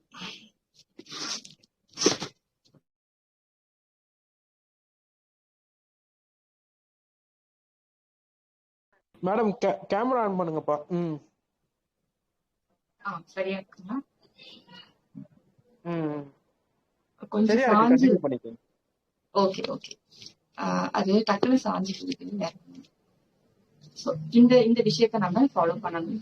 ஆழ்ந்த உறக்கம் அப்படிங்கறத நம்ம மனசுல வச்சுட்டு, அதே நேரம் எப்ப வந்து நமக்கு ஆழ்ந்த உறக்கம் உடனடியா வரும் அப்படின்னா நம்ம வயிறு காலியா இருந்து நம்ம படுக்கைக்கு போனோம்னா நமக்கு ஆழ்ந்த உறக்கம் வரும். இப்ப 2 விஷயம் நம்ம பார்த்தோம், தாகம், பசிங்கிற விஷயம். அந்த 2க்கும் தொடர்புடையது 3வது விஷயம் தூக்கம் அப்படின்னாலும் இந்த தூக்கம் தனிப்பட்ட ஒரு செயல்பாடு கிடையாது, தனிப்பட்ட ஒரு விதி கிடையாது. அது மற்ற 2ஐயும் சேர்த்துதான் இந்த விதி வருது. அதிக அளவு நம்ம தண்ணீர் எடுத்துக்கிட்டா இரவுல நமக்கு பலமுறை சிறுநீர் கழிக்கக்கூடிய சூழல் ஏற்படும். அதுவுமே இது தொடர்பானதுதான். அந்த சிறுநீர் கழிக்க நம்ம எழுந்துக்கும் போது நம்மளுடைய தூக்கம் தடைப்படுது. இன்னொன்னு, நம்ம உணவு ரொம்ப நேரம் கடந்து 9 மணிக்கு மேல நம்ம சாப்பிட்டோம்னா அந்த உணவு நம்ம உடல்ல ஜீரணம் ஆகிறதுக்கு குறைந்தபட்சம் 2 மணி நேரம் தேவைன்னு போது அந்த உணவு நம்ம ஜீரணம் ஆகாத உணவு நம்ம வயிற்றுல இருந்தா நிச்சயம் நமக்கு ஆழ்ந்த உறக்கம் கிடைக்காது. அதனால இதுக்கு நம்ம என்ன பண்ணணும், ஒரு 8 மணிக்குள்ள நம்ம உணவை முடிச்சுக்கிற மாதிரி பார்த்துக்கணும். இது வந்து 3வது விதி, தூக்கம் அப்படிங்கிறது. நம்ம இப்போ நம்ம சொல்லுவோம் நமக்கு நிறைய வேலைகள் இருக்கு, அதெல்லாம் நம்ம அப்பதான் முடிக்க முடியும் அப்படிங்கிறது நம்ம சொல்றோமே தவிர நம்ம லைஃப் ஸ்டைல நம்ம மாத்த ஆரம்பிச்சோம்னா தானாவே நம்மளுடைய அந்த பணிகளும் வந்து நம்ம மாத்திக்கலாம். அதை எப்படி நம்ம மாத்திக்கிறது அப்படின்னா, காலையில 3 மணிக்கு எழுந்துக்கோங்க. 10 மணிக்கு தூங்கிட்டு 3 மணிக்கு எழுந்துச்சிருக்கீங்க. 6 மணி நேரம் டீப் ஸ்லீப் ஆழ்ந்த உறக்கம் இருந்தாலே ஒரு மனிதருக்கு வந்து போதுமானது. அதற்கு மேலேயும் உங்களுக்கு கிடைக்குது அப்படின்னா தவறு இல்லை. ஆனா அந்த ஆழ்ந்த உறக்கம் 10 மணிக்கே நமக்கு கிடைச்சாதான் அது நம்ம உடலுக்கான சுத்திகரிப்பு வேலைக்கான உதவியா இருக்கும் போது நம்ம ஒரு 9 மணிக்கு படுக்கைக்கு போறோம், 10க்கெல்லாம் தூங்க ஆரம்பிக்கிறோம். காலையில ஒரு 3 மணியோ 4 மணிக்கோ எழுந்தா தவறு கிடையாது. அதனால நம்ம உடல்ல எந்தவித சோர்வும் ஏற்பட போறது. அந்த நேரத்துக்கு நீங்க எழுந்துக்கும் பொழுது 2 விதமான பெனிஃபிட்ஸ் சொல்லலாம், பலன்கள். என்னன்னா 3 மணில இருந்து அந்த 5 மணி வரைக்கும் நம்ம சொல்லுவோம் இல்லைங்களா, பிரம்ம முகூர்த்தம் அப்படிங்கிற ஒரு வார்த்தை சொல்லுவோம். அதுக்கு பலவிதமான காரணங்கள் சொல்லப்படுது. பொதுவான இயற்கை காரணம் என்ன அப்படின்னா அந்த நேரத்துல நம்மளுடைய பிரபஞ்சத்துல உள்ள காற்றினுடைய மாசுபாடு குறைவான நேரம் அது. நம்ம காற்றுல வந்து குறிப்பிட்ட சதவிகிதம் மாசு இருக்கு அப்படிங்கிறது நம்ம எல்லாருக்குமே தெரியும். டெல்லிக்கு சமமா நம்ம சென்னையும் இப்போ அதை நோக்கி போயிட்டு இருக்கு. மத்த இடங்களும் அந்த மாசு வந்து இல்லாம இருக்கிறது இல்லை. அதே காற்று அந்த 3 மணில இருந்து 5 மணி வரைக்கும் நீங்க பாத்தீங்கன்னா 3 to 5 அந்த மாதிரி நேரங்கள்ல மிக மிக குறைவான மாசோட அந்த காற்று ஒரு தூய்மையான அந்த காற்று நமக்கு வந்து இருக்கு. அதை நம்ம சுவாசிக்கும் பொழுது நம்ம நுரையீரல் வழியா அந்த காற்று உள்ள போயிட்டு நம்ம மொத்த உடலுக்கும் ஒரு புத்துணர்வான ஒரு ஆற்றலை கொடுக்குது அப்படிங்கிறது நமக்கு எல்லாருக்குமே தெரியும். அந்த காரணத்துக்காக நம்ம எவ்வளவு சீக்கிரம் எழுந்துக்கணுமோ எழுந்துக்கலாம். இன்னொரு விஷயம், அந்த நேரம் வந்து மிகவும் நிசப்தமான அமைதியான நேரம். வண்டிங்க ஓடாத, தேவையில்லாத ஒரு சத்தங்களோ, நம்ம வீட்டுல இருக்கவங்களே கூட நம்ம எல்லாரும் தூங்கிட்டு இருக்கக்கூடிய ஒரு நேரம். அதிகமா அந்த நேரத்துல யாரும் எழுந்துக்க போறது. அந்த நேரத்துல நீங்க உங்க பணியை நீங்க உட்கார்ந்து நீங்க செய்யும்போது இன்னும் விரைவா, இன்னும் ஆழமா, இன்னும் அந்த கவனத்தோட நீங்க செய்ய முடியும். முக்கியமான பணிகள் ஏதாவது இருக்கு அப்படின்னா அந்த நேரத்துல செஞ்சீங்கன்னா கட்டாயமா ஒரு 4 மணி நேரம் செய்ய வேண்டிய வேலையை நம்ம 2 மணி நேரத்துல முடிக்கலாம். நீங்க டிவி பார்க்கணும் விருப்பப்பட்டா காலையில எழுந்து பாருங்க. மொபைல் பார்க்கணும் விருப்பப்பட்டா காலையில எழுந்து பாருங்க. ஒரு எக்ஸாம்பிளுக்காக சொல்றேன். டிவியும் மொபைலும் பாக்குறது அந்த அளவுக்கு ஆரோக்கியமான ஒரு விஷயம் இல்ல. ஒரு இதுக்காக சொல்றேன், விளையாட்டுக்காக சொல்றேன். அந்த வேலையவே நம்ம இரவு பார்க்காம காலையில பார்க்கணும் அப்படிங்கும்போது நம்மளுடைய அன்றாட பணிகளையும் நம்ம காலையில சீக்கிரமா எழுந்து செய்தோம்னா 2 விதமான பலன்கள் நமக்கு கிடைக்குது. சோ அதனால எல்லாருமே அந்த இரவு உறக்கம் அப்படிங்கிறத நம்ம கடைபிடிக்கிறது நல்லது. இப்போ ஷிஃப்ட் பேசிஸ்ல ஒர்க் பண்றாங்க, அவங்க என்ன பண்றது அப்படிங்கிற கேள்வி அடுத்து வரும். ஷிஃப்ட் பேசிஸ்ல வேலை பாக்குறவங்க அதை கூடுமான வரைக்கும் அதை வந்து அந்த பணியை தவிர்த்து வேற விதமான பணிகள் செய்யறதுக்கு அவங்க முயற்சி செய்யலாம். வாய்ப்புகள் கிடைச்சதுன்னா முயற்சி செய்யலாம். அப்படி இல்லைன்னா அந்த நேரத்துல அவங்க கொஞ்சம் இடையில தூங்கி எழுந்துக்கிற மாதிரியான வாய்ப்புகள் இருக்க மாதிரி ஒரு பணியில சேர்ந்துக்கலாம். ஐடி துறையிலனா கண்டினியூஸா அந்த மாதிரி பண்ணும்போது ஒரு நடுவில் ஒரு பிரேக் கொடுக்கறதுக்கு ஒரு வாய்ப்புகள் இருக்கு. சோ அந்த மாதிரி நீங்க பார்க்கலாம். இந்த மாதிரி பலவிதமா நம்மளுடைய உடல் ஆரோக்கியம் நமக்கு முக்கியம், நம்மளுடைய உறக்கம் நமக்கு முக்கியம் அப்படின்றது நமக்கு தெரிஞ்சது. நம்ம வந்து நம்மளை பாத்துக்கணும்னு கட்டாயமா நினைச்சோம்னா அந்த பணிகளை தவிர்த்து வேறு பணிகளுக்கு நம்ம போகிறதுக்கான எல்லா சாத்தியங்களும் இருக்கு. எத்தனையோ விதமான வாய்ப்புகள், வேலை வாய்ப்புகள் நம்ம நாட்டுல இருக்கு. அதனால நீங்க முடிவெடுக்க வேண்டியது உங்களுடைய கட்டம். உங்களுக்கு அந்த விஷயம் தவறு அப்படின்னு தெரியுது, அதனால நம்ம உடல் கெட்டு போகுது அப்படின்னு தெரியுதுன்னு போது அதை மாத்திக்கிறதுக்கு நீங்க முயற்சி எடுக்கலாம். மருந்து மாத்திரைகள் சாப்பிடுறதுங்கிறது 2வது பட்சம். மருந்து மாத்திரைகள் எதுவுமே எடுத்துக்காம, எந்த ஒரு மருத்துவமும் பார்க்காம, இயற்கை மருத்துவமா இருந்தாலுமே பார்க்காம நம்ம ஆரோக்கியமா இருக்கணும் அப்படின்னா இந்த விஷயத்த நம்ம கடைபிடிக்கணும். அடுத்தது ஓய்வு. ஓய்வு அப்படின்னு சொல்லும் பொழுது நம்ம என்ன நினைக்கிறோம், ஓய்வும் உறக்கமும் ஒண்ணு அப்படின்னு நினைக்கிறோம். கிடையாது. ஓய்வு வேற, உறக்கம் வேற. இப்ப நான் பேசிக்கிட்டு இருக்கேன். இப்ப இந்த மீட்டிங்ல 1 மணி நேரம் எனக்கான நேரம் ஒதுக்கப்பட்டிருக்கு. நான் 1 மணி நேரம் பேசுறேன் அப்படின்னா அந்த 1 மணி நேரம் கழிச்சு நான் அமைதியா உட்கார்ந்து பேசாம அமைதியா உட்கார்ந்து இருக்கிறது தான் எனக்கான ஓய்வு. ஒரு பள்ளி ஆசிரியை பள்ளியில நின்று அவங்க வகுப்பு எடுக்கிறாங்க, நின்னபடி அவங்க பாடம் சொல்லி கொடுக்குறாங்க. 2 விதமான ஆற்றல் அவங்களுக்கு வந்து தேவைப்படுது. ஒண்ணு கால்களுக்கான ஆற்றல் தேவைப்படுது அவங்க நேரம் நிக்கிறதுக்கு, இன்னொன்னு அவங்க வகுப்பு எடுக்கிறதுக்கான அந்த பேசுறதுக்கான ஆற்றல் தேவைப்படுது. அத 2யும் அவங்க முடிச்சுட்டு பிரேக் டைம்ல போயிட்டு அவங்க உட்காருறது அப்படிங்கிறது அவங்களுக்கான ஓய்வு. இப்ப நான் உட்கார்ந்துட்டே 1 மணி நேரம் நான் பேசிட்டு இருக்கேன்னா எனக்கு உட்கார வேண்டிய அவசியம் இல்லை. அதை பேசுறதை நிறுத்திட்டு நான் வேற வேலையை பாக்குறதுங்கிறது எனக்கு ஓய்வு.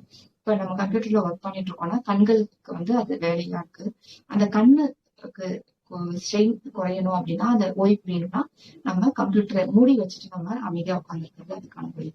அதனால ஓய்வுங்கிற விஷயம் ஒரு வேலையை நம்ம தொடர்ந்து செய்யும் பொழுது அந்த வேலையை நிறுத்திட்டு இல்லைன்னா அதை முடிச்சுட்டு வேறு வேலைக்கு நம்ம மூவ் ஆகுறது தான் வந்து உண்மையான ஓய்வு. அதை நம்ம அவங்கவுங்களுடைய என்னென்ன வேலைகள் பண்ணிட்டு இருக்கோமோ அதுக்கு தகுந்த மாதிரி நம்ம மாத்தி அமைச்சுக்கிறது நமக்கு கையில தான் இருக்கு, நம்மளோட புரிதல தான் இருக்கு. அதனால எப்படி நமக்கு பசி, தாகம், தூக்கம் 3ம் அவசியமோ அந்த 3க்கும் அடிப்படையா இருக்கக்கூடிய ஓய்வும் அவசியம். ஓய்வு அப்படிங்கிறது நம்ம காலையில ஆரம்பிச்சு ராத்திரி தொடர்ந்து வேலை செஞ்சு ஸ்ட்ரெஸ்ஃபுல் ஆகி நம்ம வந்து உடலுக்கு எடுத்துக்க வேண்டாம் அப்படிங்கிறதுக்கான ஒரு விதிமுறை. சோ இந்த 4 தான் வந்து நம்ம முக்கியமான வாழ்வியல் விதிமுறைகள், விதி மீறல்கள் நம்ம அப்படின்னு சொல்றோம். அதை மீறும் பொழுது நமக்கு ஏற்படக்கூடியது. சரி, இதை தவிர வேற என்னென்ன விதிமீறல்கள் நம்ம செய்யறோம் அப்படின்னு பாத்தீங்கன்னா நம்மளோட இயல்பை அடக்குதல். இயல்பு அப்படிங்கிறது என்ன? அப்படின்னா நம்ம மோஷன் போறது, யூரின் போறது, தும்மல் வர்றது, அந்த மாதிரி விஷயங்கள் வந்து நம்மளோட இயல்பான விஷயங்கள். நிறைய பேர் நம்ம ஈவன் குழந்தைங்க எடுத்துக்கிட்டீங்கன்னா கூட, பள்ளிக்கு போற குழந்தைங்க அங்க இருக்கக்கூடிய கழிவறைகள் உபயோகிக்க பிடிக்காம அவங்க வீட்டுக்கு வர வரைக்கும் அந்த சிறுநீரை வந்து அவங்க கட்டுப்படுத்தி அடக்கி வச்சுட்டு அவங்க வராங்க. அது நாள்பட எந்த விதமான சைட் எஃபெக்ட்ஸ் அவங்களுக்கு கொடுக்கும் அப்படிங்கிறது வந்து அவங்களுக்கு தெரியல. நம்மளும் அதெல்லாம் கிராஸ் பண்ணி தான் வந்திருக்கோம். அதையே நம்ம மாத்திக்கணும். இயல்பை அடக்கிறது அப்படிங்கும்போது ரொம்பவே நமக்கு வந்து பலவிதமான கோளாறுகளை உருவாக்கும். பொதுவா எடுத்துக்கிட்டீங்கன்னா மலமும் சிறுநீரும் வந்து கழிவுகள் அப்படிங்கிறது நமக்கு எல்லாருக்குமே தெரியும். வெளிப்படையான கழிவுகள், நம்ம உடல்ல இருந்து வெளியேற வேண்டிய கழிவுகள். சாதாரணமா நம்ம உடல்ல சத்தா நம்ம சாப்பிடக்கூடிய விஷயமே நம்ம உடல்ல சேரும்பொழுது கழிவா மாறுது அப்படின்னா, இந்த கழிவுகளை வெளியேற்றாம நம்ம அதிக நேரம் அடக்கி வைக்கும் போதும் அதுவும் கழிவாக மாறும். அதுக்கு நம்ம என்ன பண்ணணும், எப்பவுமே காலையில நம்ம ஏர்லி மார்னிங் எழுந்துக்கிற அந்த பழக்கம் வந்து, நேரத்துக்கு தூங்குற பழக்கம் வந்து, இரவு உணவு நம்ம சீக்கிரம் சாப்பிடுற பழக்கம் வந்து, நம்ம அன்றாடம் பசிச்சு சாப்பிடுற பழக்கம் வந்து நம்ம அதை ஃபாலோ பண்ணும்பொழுது கட்டாயமா காலை நமக்கு அந்த முழிப்பு ஏற்பட்டு, அந்த 11 to 3 வரைக்கும் நான் சொன்னேன் இல்லைங்களா, டீடாக்சிபிகேஷன் டைம், லிவர் அண்ட் கிட்னிக்கு. லிவரும் கிட்னியும் அந்த பாடியில இருக்கக்கூடிய எல்லா கழிவுகளையும் ஒண்ணு சேர்த்து அதை வந்து மலமாகவும் சிறுநீராகவும் சேமிச்சு நம்ம உடம்புல வைப்போம். நிறைய பேருக்கு பார்த்திருப்போம், ஒரு 3:30 4 மணி அந்த நேரத்துல ஒரு முழிப்பு வரும், ஒரு பாத்ரூம் போயிட்டு வரணும் அப்படிங்கிற அந்த ஃபீலிங் வரும். அது எதுக்காகனா அந்த உடல் சேமிச்சு வச்ச அந்த கழிவை வெளியேற்றதுக்கான அந்த சிக்னல் தான் அது. நம்ம அப்ப போயிட்டு வரும்போது அந்த கழிவு வந்து நீங்குது. இதே பகல் நேரத்திலயும் நம்ம அதுக்கு தகுந்த வசதிகள் உள்ளதா பார்த்து நம்ம அந்த நேரத்துக்கு நம்ம கழிவுகளை நீக்கிக்கணும். நீக்கிட்டா நமக்கான நோய்கள் நம்ம உடம்புல சேரது வந்து குறையும். அடுத்தது நான் சொன்னேன் பசியை அடக்கிறது. பசியை அடக்கிறதுனால என்ன விதமான தொந்தரவு ஏற்படுங்கிறதையும் நம்ம சொல்லணும். உடல் சீர்குலைதல், அதாவது பசி இல்லாம நம்ம வேலை செய்யும் போதோ இல்ல பசிக்காத நேரத்துல சாப்பிடும் போதும் உடல் தன்னுடைய இயல்பை வந்து மாத்திக்குது. அது வந்து முரணா மாறி போயிடும். அந்த டைஜஸ்டிவ் சிஸ்டமும் முரணா மாறும். குழப்பங்கள், நம்ம ஒரு முடிவு எடுக்கிறதோ இல்ல வேலை செய்யறதோ பல குழப்பங்கள் ஏற்படுது. வயிற்று வலி, பொதுவா வரக்கூடிய விஷயம் வயிற்று வலி. உடல் சுருக்கம், நம்ம உணவை வந்து சாப்பிடாம நம்ம அழைக்கிறது உடல் வந்து சுருங்கி போகக்கூடிய தன்மை ஏற்படுது. நம்ம இழைக்கக்கூடிய தன்மை ரேட்டு குறையாது. முகத்தை பார்த்தாலே தெரியும் என்ன சாப்பிடலையான்னு. முகம் சோர்வடையும், முட்டிகள்ல வந்து வலி ஏற்படும். இது எல்லாமே நம்ம பசியையும் தாகத்தையும், தாகம் பசி ரெண்டையும் ஒரே இடத்துல வச்சுதான் நம்ம பார்க்க வேண்டியிருக்கு. ரெண்டையும் நம்ம அடக்கும்போது ஏற்படக்கூடிய நோய்கள். சோ இந்த நோய்கள் வராம நம்ம தடுக்கணும் அப்படின்னா நமக்கு அதுக்கான வசதி வாய்ப்புகள் உள்ள இடத்துல நம்ம எடுத்துக்கணும். அளவுக்கு அதிகமான தண்ணீர் குடிக்கிறதோ இல்ல அளவுக்கு அதிகமான உணவு எடுத்துக்கிறதோ இல்லைன்னா எளிதில் ஜீரணம் ஆகாத உணவுகள் எடுத்துக்கிறதோ ரசாயனம் கலந்த உணவுகள் எடுத்துக்கிறதோ அதெல்லாம் நம்ம தவிர்த்துட்டு ஆரோக்கியமான உணவு நமக்கு பசிக்கிற நேரத்துல எடுக்கும்போது அந்த தொந்தரவுகள் இருந்து நம்ம விடுபடலாம். அடுத்தது இன்னொன்னு நான் சொன்னது சிறுநீரை கழிக்கிறது அப்படின்னு சொல்லிட்டேன். ரெண்டுக்கும் அடுத்தது நம்ம வேற என்ன தவறுகள் பண்றோம் அப்படின்னு சொல்லிட்டு பார்க்கும்பொழுது வாந்தி, கழிவுகள் அப்படிங்கும் போது அடுத்த ஃபார்ம் வந்து வாந்தி. வாந்திய வந்து நம்ம என்ன செய்யறோம் அப்படின்னா, வாந்திய நம்ம மருந்து மாத்திரைகள் போட்டு கண்ட்ரோல் பண்ணிடுறோம். அடுத்த முறை வாந்தி வரக்கூடாது அப்படின்னா மாத்திரை போட்டுமே அது கண்ட்ரோல் ஆகுது. அப்ப கண்ட்ரோல் ஆகும்போது என்ன ஆகுது, வாந்தி அப்படிங்கிற விஷயமே கழிவு வெளியேற்று.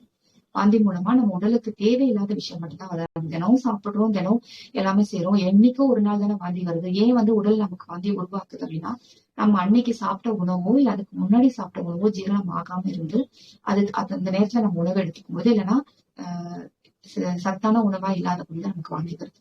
அந்த வாந்தியை நம்ம அடக்கும் பொழுது என்ன மாதிரியான விஷயங்கள் வரும் அப்படின்னா, தடிப்பு, நம்ம உடல்ல தடிப்புகள் ஏற்படும். குஷ்டம் அப்படிங்கிற ஒரு இது உண்டாகுது. அடுத்தது கண் தொடர்பான நோய்கள் நிறைய உருவாகுது. பித்தம் தொடர்பான நோய்கள், பித்தம்னா நம்ம பித்தப்பை கழிவுகள் ரெண்டுக்கும் தொடர்பான நோய்கள் உருவாகுது. ரொம்ப மூச்சு இறைக்கிற விஷயம், வாந்தியை நம்ம அடக்கும்போது அது உள்ள கண்ட்ரோல் ஆகும், மூச்சு இறைப்பு ஏற்படும், காய்ச்சல் வரும், இருமல் வரும்.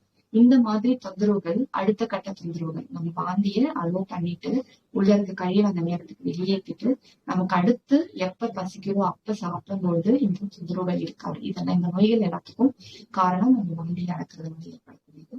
அடுத்தது தும்மல். தும்மல் வரும்பொழுது நம்ம வந்து நம்மள அறியாமதான் வரும் தும்மல். பொதுவா அந்த நேரத்துக்கு நம்ம கையை மூக்குல வச்சுட்டு நம்ம இது பண்ணிக்கிறோம். அப்படியே நம்மள மீறி தும்மல் வருதுன்னா தும்முறதுனால தவறு கிடையாது.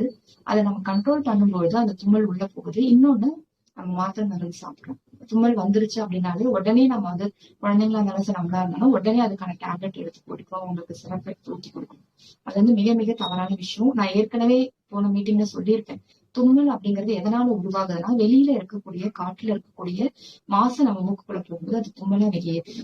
அந்த விஷயத்த நம்ம அடக்கும் பொழுது எந்த விதமான நோய்கள் வரும் அப்படிங்கறத நம்ம பார்க்கணும். அது வந்து உடல்ல இருக்கக்கூடிய உறுப்புகளை வந்து பலவீனப்படுத்தும். அடுத்தது, அந்த தும்மல் மூலமா வெளியேற்ற வெளியான துகள், அந்த டஸ்ட் பார்ட்டிகள் நம்ம உடல் லங்ஸ்குள்ள போயிட்டு நம்மளுடைய அடுத்த கட்ட சளியா உருவாக்கி, இருமலா உருவாக்கி, அது அடுத்தடுத்த கட்டத்துக்கு அதை கொண்டு போயிடுது. இப்போ இதெல்லாம் வந்து இயல்பான கழிவு வெளியேற்ற வேண்டிய விஷயங்கள். அதை நம்ம அடக்கிறப்போ நமக்கு எந்த விதமான தொந்தரவுகள் ஏற்படுது அப்படின்னு சொல்லியிருக்கோம். இப்போ கழிவு வெளியேற்றம் நம்ம உடல்ல நடக்குது அப்படின்றத நம்ம எப்படி புரிஞ்சுக்கணும் அப்படின்னு சொல்றோம். நம்மளோட வாழ்வியல் விதிமீறல்கள் பத்தி நம்ம பேசிட்டோம். அந்த விதிமீறல்கள்ல எப்படி நம்ம சரி செய்யறதுங்கிறத நம்ம பேசியிருக்கோம். அந்த மாதிரி இயல்பா வெளியே போக வேண்டிய சில கழிவுகளை அடக்கும் பொழுது என்ன விதமான குறைகள் வருது அப்படின்னு சொல்லியிருக்கோம். இது எதையுமே நம்ம ஃபாலோ பண்ணாம எல்லாத்துக்கும் மருந்து மாத்திரைகள் போட்டு, நேரம் கடந்து சாப்பிட்டு, நேரம் கடந்து தூங்கி, தேவையான அளவுக்கு அதிகமான தண்ணீரோ இல்ல அளவுக்கு குறைவான தண்ணீரோ குடிச்சு ஓய்வு எடுக்காம நம்ம ரசாயன மருந்துகள் வாந்தி வேதி வரும்போது சாப்பிட்டு நம்ம உடலை வந்து ஒரு குறிப்பிட்ட இடத்துக்கு கொண்டு போய் நிறுத்தி வச்சிருப்போம். நோய் அப்படிங்கிற ஒரு இடத்துக்கு கொண்டு போய் நிறுத்தி வச்சிருப்போம்.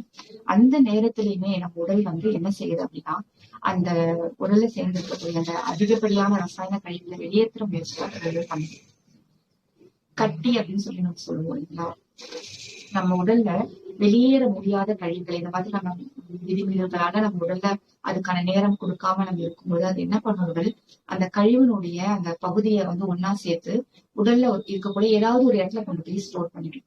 அதுக்கு எந்த இடம் அந்த உடலுக்கு வந்து தகுதியான இடமோ, அதுக்கான ஈஸியான இடமோ அந்த இடத்துல கொண்டு போய் சேமிச்சிடும். அந்த இடத்துல அந்த ஒரு திடமான ஒரு இது ஏற்படுதுங்கிறது கட்டிங்கிறது வந்து அந்த கழிவினுடைய தேக்கம் தான். அதை நம்ம புரிஞ்சுக்கணும். திரும்பவும் நம்ம அந்த கழிவை வந்து வெளியேற்றத்துக்கான வழியை தான் பார்க்கணுமே தவிர அதுக்கான மருந்து மாத்திரை சாப்பிடும்போது திரும்பவும் அது அடுத்த கட்ட கழிவை தான் மாறும். அடுத்தது இதய நோய் அப்படின்னு சொல்றோம். நம்ம இதய நோய் எதனால வருது அப்படின்னா, இதயத்துல நமக்கு நுண்குழாய்கள் சொல்லுவோம் இல்லையா, அந்த வெசல்ஸ், அதுல வந்து கழிவுகள் சேரும் பொழுது அது லேசான ஒரு அடைப்பு உருவாக்குது. நம்ம எதிர்ப்பு சக்தி நமக்கு அதிகமாகும் பொழுது என்ன ஆகும்னா, அந்த அடைப்பு வந்து கொஞ்சம் கொஞ்சமா விலைக்கு அந்த கழிவை வந்து உடல் ரத்தம் மூலமா வெளியேற்றி அந்த சர்க்குலேஷன்ல வெளியே போயிடும். அந்த ரத்த ஓட்டத்துல ஏற்படக்கூடிய கழிவுகள் வந்து உடம்பு தானா கழிவு வெளியேற்றத்துக்கான எல்லா முயற்சிகளும் பண்ணும். அதை வந்து நம்ம நோயா கருத வேண்டிய அவசியம் இல்லை. அது எப்ப அது பண்ணோம் அப்படின்னா, நம்ம இங்க நான் சொல்லக்கூடிய எல்லா விஷயங்களையும் நம்ம ஃபாலோ பண்ணும்போது நம்ம உடல் தானா தன்னைத்தானே சரி செய்யக்கூடிய வேலையை அது செய்ய ஆரம்பிக்கும். அடுத்தது, சிறுநீரக செயல் இழப்பு எதனால ஏற்படுது அப்படின்றத நம்ம பார்க்கணும். இது வந்து இயற்கை கழிவுகளால நிச்சயமா ஏற்படுத்தக்கூடிய இயற்கை கழிவு அப்படின்னா, நம்ம உடல்ல சாப்பிடக்கூடிய உணவு வந்து ஆரோக்கியமான உணவா இருந்து அதனால ஏற்படக்கூடிய கழிவு கிடையாது. நம்ம சாப்பிடக்கூடிய ரசாயனங்கள், உணவுல இருக்கிற ரசாயனமா இருந்தாலும் சரி, மருந்துல இருக்கிற ரசாயனமா இருந்தாலும் சரி, பால், மைதா, ஜங்க் ஃபுட்ல இருக்கக்கூடிய ரசாயனங்கள் என்ன ஆகும்னா நம்ம உடல் 2 இடத்துல சேமிக்குது. ஒண்ணு கல்லீரல் மூலமா கல்லீரல்ல பித்தப்பையில கொண்டு போய் சேமிக்கும். இன்னொரு இடம் சிறுநீரகத்துல சேமிக்கும். சிறுநீரகத்துல சேரக்கூடிய கழிவு வந்து அந்த ரசாயனங்கள் வந்து நமக்கு சேரும்போது சில குறைபாடுகள் நமக்கு ஏற்படுது. அதுல ஒண்ணு மஞ்சள் காமாலை அப்படின்றது.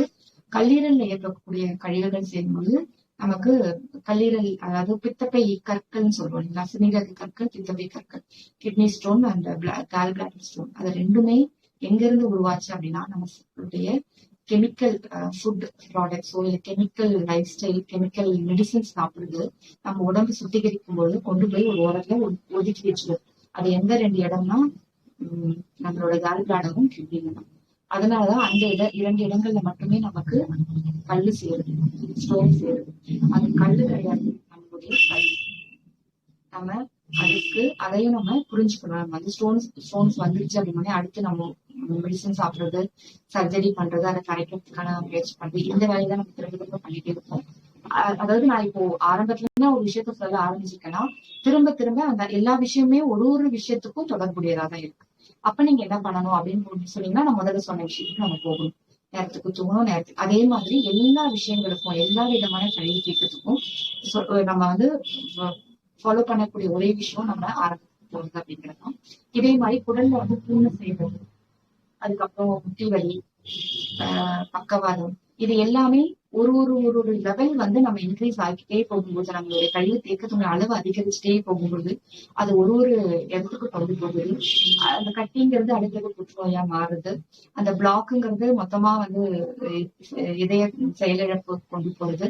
அந்த கேல் பிளாடரும் அந்த ஸ்டோனும் வந்து நம்மள ரொம்ப கஷ்டப்படுத்தி பெரிய அளவுல ஆயிட்டு அது நம்மளோட யூரின் போக முடியாம பண்ணும்போது நம்ம சித்தப்பையை வந்து ரிமூவ் பண்ணி எடுக்கிறது, சர்ஜரி பண்ணி எடுக்கிறது, அதை ஒரு ஆப்ஷனை வச்சிருக்கோம். ஸோ இந்த மாதிரி பலவிதமான கழிவுகள், பலவிதமான தொந்தரவுகள், நோய்கள் எல்லாத்துக்கும் நம்மளுடைய வாழ்வியல் விதிமுறைகள் தான் உண்மையான காரணம் அப்படிங்கிறத நம்ம புரிஞ்சுக்கிட்டா நல்லது. நான் இதோட என்னுடைய உரையை முடிச்சுக்கிறேன். கேள்விகள் ஏதாவது இருந்ததுன்னா நீங்க கேளுங்க. இன்னும் 10 நிமிஷம் இருக்கிறதுனால நம்ம கேள்விகள் ஏதாவது இருந்தா நீங்க பேசலாம். தேங்க்யூ, ரொம்ப ரொம்ப நன்றி. ஆக்சுவலா நிறைய விஷயம் ஷேர் பண்ணி இருந்தீங்க. டவுட் என்ன இருக்குங்களா? யாருக்குன்னா டவுட் இருக்கா?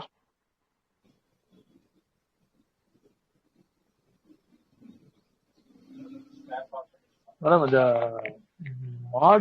மாட்டுப்பால் சொன்னீங்க. அந்த ஏன்னா இப்ப நாங்க அந்த இது வரைக்கும் அதுதான் பசும்பால் சேர்ந்து கலக்கிறது தானே அப்படின்னு சொல்லி நினைச்சிட்டு இருந்தோம். அதை மட்டும் தான் இப்ப பண்ணிக்கிட்டு இருக்குது. இப்ப கடைசியில நீங்க அதுக்கும் அந்த இன்ஜெக்ஷன் மூலமா பண்றதுனால அதுக்கு அந்த பவர் கிடையாது அப்படிங்கிற மாதிரி சொல்றீங்க. அது அதை பத்தி கொஞ்சோண்டு வேற ஏதாவது 2-3 சொல்ல முடியுங்களா? ஏன்னா நீங்க சொல்ல கிளியரா இருக்கு. இதெல்லாம் அது ஏன்னா அதுதான் பண்ணிக்கிட்டு இருக்கிறோம். அதுக்கும் ஏன்னா நிறைய சொல்றது இருந்தா அந்த இதுல வாங்குறது இல்ல, பாக்கெட் பால் யூஸ் பண்றது கிடையாது. அதனால இந்த ஒரு அதுக்காக வந்து கேட்டேன். ரொம்ப நல்லா விஷயங்கள் நிறைய விஷயங்கள் வந்துட்டு சொல்லியிருக்கீங்க. பட் எல்லாத்தையும் ஏத்துக்கிறதுக்கு பாக்குறோம். மனநிலை வந்துட்டு நிறைய விஷயங்கள் ஏன்னா அப்படியே சின்ன வயசுல இருந்து பழகியாச்சா, திருப்பி மாறுவதற்கான வாய்ப்புகளை ரொம்ப சிரமமா இருக்கும். நன்றி மேடம். ஒண்ணும் இல்ல சார். ஒரு விஷயம் நான் என்ன சொல்றேன்னா, நம்ம மருந்து மாத்திரைகள் இல்லாம நம்ம ஆரோக்கியமா இருக்கணும் அப்படின்னு நம்ம முடிவு பண்ணிட்டோம்னு வைங்களேன், நம்ம பழக்கங்கள் வந்து நமக்கு ஒரு பெரிய விஷயமா தெரியாது. இப்போ ஆங்கில மருத்துவம் நம்ம போறோம், அலோபதி டாக்டர் கிட்ட போறோம்னா அவங்க நிறைய ரெஸ்ட்ரிக்ஷன் கொடுப்பாங்க இல்லையா? இது சாப்பிடாதீங்க, அது சாப்பிடாதீங்க, ஆயில் ஐட்டம் சாப்பிடாதீங்க, பெரிய லிஸ்ட் இருக்கும். ஒருத்தருக்கும் ஒரு டயட்டிஷியன் கூட நமக்கு அலோகேட் பண்ணி அவங்க பலவிதமான ஆலோசனைகள் நம்ம கொடுப்பாங்க. அதை நம்ம கட்டாயமா ஃபாலோ பண்ணுவோம்.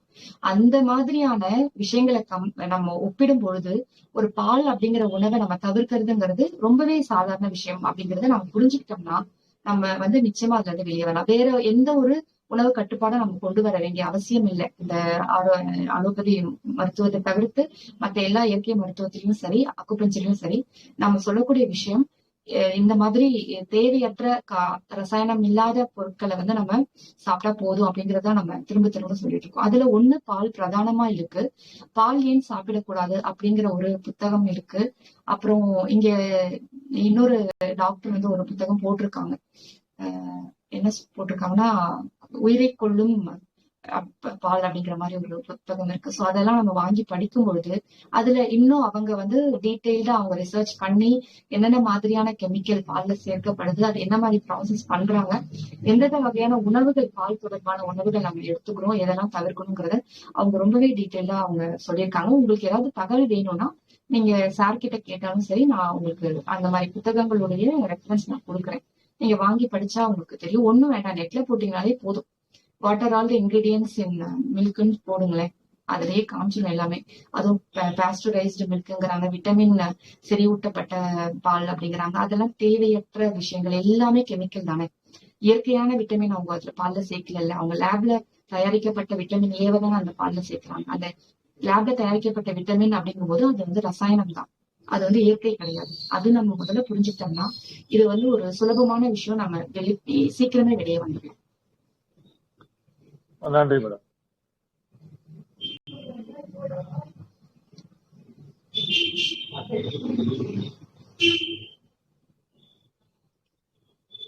வேறு கேள்விகள் இருக்குங்களா? டவுட் இருக்குங்களா? மேடம் இந்த நேரத்துல நான் ஒரே ஒரு டவுட் மட்டும் நம்மளுக்கு இருக்கு. ஏன்னா பப்ளிக்ல வந்து இப்ப நிறைய இந்த யங் குழந்தைங்களுக்கு வந்து குடல் சம்பந்தப்பட்ட பிரச்சனைகள் நிறைய இருக்கு. எப்படின்னா ம், இப்ப லேட்டஸ்டா இப்போ கூட ஒரு கால் உங்களால நான் கிளாஸ் அட்டன் பண்ணும்போது கூட ஒருத்தவங்க வந்து இப்போ வந்து சென்னை ஜிஹெச்ல வந்து அட்மிட் ஆயிருக்காங்க. 2 மாசம் குழந்தை. ம், குடல் வந்து மேல ஏறிடுச்சுன்னு சொல்லியிருக்காங்க. டைல்யூட் ஆயிருக்குன்ட்டு. ம், மேல ஏறி இருக்கு. லிவர்ல ம், போய் படிஞ்சிருக்கு. கிட்னி லிவர்ல போய் உட்கார்ந்துட்டு இருக்கு. ரெண்டாவது வந்து ஹார்ட்டும் கொஞ்சம் வீக்கா இருக்குன்றாங்க. ரெண்டாவது ம், போன வீக்ல ஒரு கேஸ் ஒண்ணு வந்தது. குழந்தையோட குடல் வந்து கிட்னி ப்ராப்ளம் இருக்கு. கிட்னில வந்து ம். கல் அடை கிட்னில வந்து ஸ்டண்ட் ஃபிக்ஸ் பண்ணணும். டியூப்ல வந்து அடைப்பு இருக்கு. எதனால ம். குழந்தைங்களுக்கு வந்து இந்த வயிறு சம்பந்தப்பட்ட கிட்னி சம்பந்தப்பட்ட ப்ராப்ளங்கள் வந்து வருதுன்னு தெரியல. அதுக்கு என்ன ஒரு ஆன்சர் சொல்ல அதாவது முடியும்? சிறிய குழந்தைகள் நீங்க சொல்ற மாதிரி ஒரு 2 வயசுக்குள்ள இருக்க 2 குழந்தைகள் வயசுலாம் அப்படின்னா கிடையாது. ஆ, ஒன்லி பேபி வந்து new born baby with 60 not குழந்தைங்க. அதுதான் அதாவது குறைவுன்னு தான் சொல்றேன். 2 வயசு கீழே நீங்க பிறந்த குழந்தையாவே இருந்தாலுமே நம்ம என்ன பண்றோம், ஒரு பெண் வந்து கருவுற்ற உடனே அவங்க செய்யக்கூடிய முதல் வேலை ஒரு மருத்துவரை போய் பாக்குறாங்க இல்லைங்களா? அந்த டேஸ் வந்து தள்ளி போகுது அப்படின்னாலும் மருத்துவரை போய் பாக்குறாங்க. அவங்க கொடுக்கக்கூடிய அந்த மாத்திரைகள் மருந்துகளுடைய உள்ள என்ன இருக்குன்றதை நம்ம பார்க்கணும். அந்த மாத்திரை மருந்துகள் எல்லாமே ஆர்டிபிஷியல். நான் அதை தான் திரும்ப திரும்ப சொல்ல வரேன். ஒரு ஃபோலிக் ஆசிட் டேப்லெட் கொடுப்பாங்க, அதுக்கப்புறம் அயன் டேப்லெட் கொடுப்பாங்க, கால்சியம் கொடுப்பாங்க, மல்டி விட்டமின் கொடுப்பாங்க, மதர் சாலிக்ஸ் குடிங்கன்னு சொல்லுவாங்க, இது சாப்பிடுங்க. எல்லாத்துலயுமே என்ன இருக்கு, மருந்து மாத்திரை அப்படிங்கிற ஃபார்ம்ல உள்ள எல்லாத்துலயுமே உள்ள இருக்கிறது கெமிக்கல். ப்ரிப்பேர்டட்டி லேபரேட்டரி அப்படி இருக்கும்போது அது கட்டாயமா அந்த கருவை வந்து தாக்கக்கூடிய அந்த தன்மையோட தான் இருக்கு. இப்ப நம்ம பேரண்ட்ஸ் உடைய வாழ்க்கை விதிமீறல்கள் எந்த அளவுக்கு எக்ஸ்ட்ரீமா போகுதோ அவங்களுக்கு பிறக்கக்கூடிய குழந்தைகளுக்கு அந்த தாக்கம் பிறக்கும் பொழுதே ஏற்படுது. இன்னொன்னு, கரு உருறதுக்காக நம்ம என்ன சொல்றது, கன்சீவ் ஆகணும், குழந்தை இல்லைங்கிறதுக்கான ட்ரீட்மெண்ட்ஸ் எத்தனையோ வந்து இப்ப வந்துருச்சு. பொதுவா பெரும்பாலான பெண்களுக்கு வந்து நார்மலா வந்து கன்சீவ் ஆகுறது கிடையாது. நம்மளுடைய வாழ்க்கை முறை மாறுனதுனால அவங்க வந்து ஆரம்பத்துல இருந்தே மாத்திரை மருந்துகள் சாப்பிட ஆரம்பிப்பாங்க. பலவிதமான டெஸ்ட்டுகள் எடுப்பாங்க. ஒரு டெஸ்ட்லயும் அனுப்பக்கூடிய அந்த ஸ்கேனிங் அப்படின்னு எடுத்துக்கிட்டீங்கன்னா அதுல இருக்கக்கூடிய அந்த ரேஸுமே வந்து யுட்ரஸ்க்கு வந்து கெடுதலான ஒண்ணு. அதுக்கப்புறம் நம்ம என்ன சொல்றது, பிறப்புறுப்பு வழியா சில மருந்துகளை செலுத்தி இல்லைன்னா சில விதமான டியூப்களை செலுத்தி அதுக்கான டெஸ்ட் எடுக்கிறது, ஓவரி நல்லா இருக்கா, யுட்ரஸ் நல்லா இருக்கான்னு பார்க்கக்கூடிய அந்த ஒரு இது டெஸ்ட்லயுமே எல்லாமே கெமிக்கல், எல்லாமே ரேஸ். அப்படி இருக்கும்போது அந்த உறுப்புகளே வந்து பாதிக்கப்படக்கூடிய நிலைமையில தான் நம்ம இருக்கோம். அடுத்தது அவங்க கொடுக்கக்கூடிய மருந்துகள். குழந்தை கன்சீவ் ஆகணும்னா ஒரு பெரிய லிஸ்ட் நமக்கு கொடுப்பாங்க. மாச கணக்குல நம்ம வருஷ கணக்குல சாப்பிடுவோம். அது எல்லாம் எங்க போய் சேருது, நம்ம உடல்ல சேருது. உடல்ல இருந்து எனர்ஜியா மாறி கண் வரும்பொழுது அந்த குழந்தை கருவுற்றப்போ அதுக்கு தேவையான எனர்ஜி அந்த கருவுக்கு போகும்போது இந்த கழிவுகளும் சேர்ந்து அதுக்கு போகுது. அதுதான் காரணம், முக்கியமான காரணம் அதுதான். நீங்க இப்ப அந்த 2 குழந்தைகள் சொன்னீங்க இல்லையா, அவங்களுடைய ப்ரீவியஸ் ஹிஸ்டரி, அதாவது பேரண்ட்ஸோட ஹிஸ்டரி எடுத்து நம்ம பார்க்கணும். அவங்க தாய் வந்து எந்த மாதிரியான மருந்துகள் சாப்பிட்டிருக்காங்க, எந்த விதமான மருத்துவம் பார்த்திருக்காங்க, எத்தனை வருஷமா அவங்களுக்கு என்னென்ன பிரச்சனைகள் இருந்தது அப்படிங்கறத நீங்க பேக்ரவுண்ட் வெரிஃபிகேஷன் பண்ணி பாத்தீங்கன்னா அதோடைய உண்மை காரணம் நம்மளால புரிஞ்சுக்கணும்.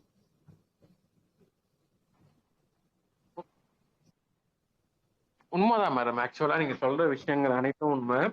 மெயினா வந்து பெண் குழந்தைங்களுக்கு தான் நம்ம பிரச்சனை அதிகமா இருக்கு. குடல் வீக்கம், குடல் சம்பந்தப்பட்டது, கிட்னி சம்பந்தப்பட்டது. பெண் குழந்தைகள் ரெண்டாவது காரணம் என்ன காரணம் அப்படின்னா, ஃபர்ஸ்ட் ஆஃப் ஆல் அவங்க பேரண்டிங்ல இருக்கிற விஷயத்துல வந்து கவனிப்பு இல்லை. இப்போ ஐசியூல அட்மிட் பண்ணி வச்சிருக்கேன், டைலேட் பண்றாங்க, பெருங்குடல்ல வந்து கருவே சேரக்கூடாதுன்னு சொல்லிட்டு 2 மாசம் குழந்தைக்கு விரல் விட்டு கருவி நிக்கிறாங்களா 4 மணி நேரத்துக்கு ஒன்ஸ். அப்படின்னா குழந்தை எந்த அளவுக்கு தாங்கும்? அதுதான் இப்ப போன் பண்ணி திட்டிட்டு இருந்தேன். முதல்ல நீங்க ஹெல்த்தா இருந்தீங்களா, என்ன விஷயத்துக்காக நீங்க போனீங்க அப்படின்னு கேட்டுட்டு இருந்தேன். ரெண்டாவது, கிட்னில ஸ்டண்ட் பிக்ஸ் பண்ணுவேன், யூரின் டியூப் அடைப்புனா இல்ல. இந்த கலாச்சாரங்கள் எங்க வளர்ந்துட்டு போகுதோ அவ்வளவும் வந்து பேரண்டிங் அவங்க ஃபேமிலியில இருக்கிற பிரச்சனை தான் ஆகணும். கட்டாயமா சார். இதுல இன்னொரு விஷயம் நான் சொல்ல விரும்புறேன். இப்போ நம்ம ஃபாரின் கண்ட்ரிஸ் நம்ம வந்து எல்லா விஷயத்துக்கும் நம்ம அவங்கள வந்து எக்ஸாம்பிள் எடுக்கிறோம் இல்லைங்களா? எதுனாலுமே வந்து அவங்களுக்கு ஈக்குவலா நம்ம ஸ்டேட்டஸ் இருக்கணும், அவங்களோட ஃபுட் ஸ்டைல் வரணும், எல்லாமே நம்ம யோசிக்கிறோமே தவிர அவங்களுடைய மருத்துவ முறை எப்படி இருக்குன்றது யாராவது நம்ம போய் பார்த்திருப்போமா? எந்த ஒரு பேராசிட்டமால் ஒரு ஆன்டிபயோட்டிக்கோ எந்த ஒரு மருந்து கடையிலயும் உங்களால போய் வாங்க முடியாது வித்தவுட் பிரிஸ்கிரிப்ஷன். அங்க முதல்ல உங்களுக்கு உடல் சரியில்லை அப்படின்னா இமீடியட்டா அப்பாயின்மெண்டே கொடுக்க மாட்டாங்க டாக்டர்ஸ். ஒரு வாரம் 10 நாள் கழிச்சுதான் அப்பாயின்மெண்டே கிடைக்கும். போனீங்கன்னா ஒரே ஒரு மாத்திரை இல்ல 2 மாத்திரை தான் அவங்க எழுதி கொடுப்பாங்க. அதை மட்டும் தான் நம்ம வாங்க முடியும். அதுக்கு மேற்கொண்டு அதிகமான மாத்திரைகள் நம்ம வாங்கணும்னா நிச்சயமா மெடிக்கல் ஷாப்ல கிடைக்காது. திரும்ப நம்ம அப்பாயின்மெண்ட் வாங்கி திரும்ப அந்த டாக்டர் கிட்ட போய் அவங்க கொடுப்பாங்க. அப்ப கூட அவங்க என்ன சொல்லுவாங்க, ஏற்கனவே நீங்க சாப்பிட்டுருக்கீங்க, திரும்ப அதிகமா சாப்பிட வேண்டிய அவசியம் இல்லை அப்படிங்கறத அவங்க ரிசல்ட் ஆகும். அதே மாதிரி பெண்கள் கன்சீவா இருக்காங்க ஃபாரின் கண்ட்ரீஸ்ல அப்படின்னா அவங்களுக்கு சிசேரியன்ங்கிறது வந்து கடைசி இடத்துலதான் அவங்க வச்சிருக்காங்க. எப்படிப்பட்ட ஒரு என்ன சொல்றது டெவலப்டு கண்ட்ரியா நீங்க போய் பாத்தீங்கன்னாலும் நார்மல் டெலிவரியா தான் அவங்க வந்து ப்ரிஃபர் பண்றாங்க, அதை தான் பண்றாங்க. அவங்க அட்வான்ஸா ரிசர்ச் பண்றாங்க, ஆர்டிபிஷியல் இன்ஃபர்டிலிட்டி எல்லாம் அவங்க கண்டுபிடிக்கிறாங்களே தவிர அவங்களுடைய மெடிசின் வே ஆஃப் ட்ரீட்மெண்ட்டும் வே ஆஃப் மெடிக்கல் இதுவும் நீங்க போய் பாத்தீங்கன்னா அவங்க வந்து ரொம்பவே இதுவா என்ன சொல்றது ட்ரெடிஷனல் வே தான் அவங்க ஃபாலோ பண்ணிட்டு இருக்காங்க. அதை நம்ம யாருமே பாக்குறது கிடையாது. நம்ம மத்த விஷயங்கள் எல்லாம் பார்த்து நம்ம கெட்டு போறதே தவிர உண்மையா அங்க எப்படியான ஒரு வாழ்க்கை முறை இருக்குங்கிறத நம்ம யாருமே பாக்குறது கிடையாது.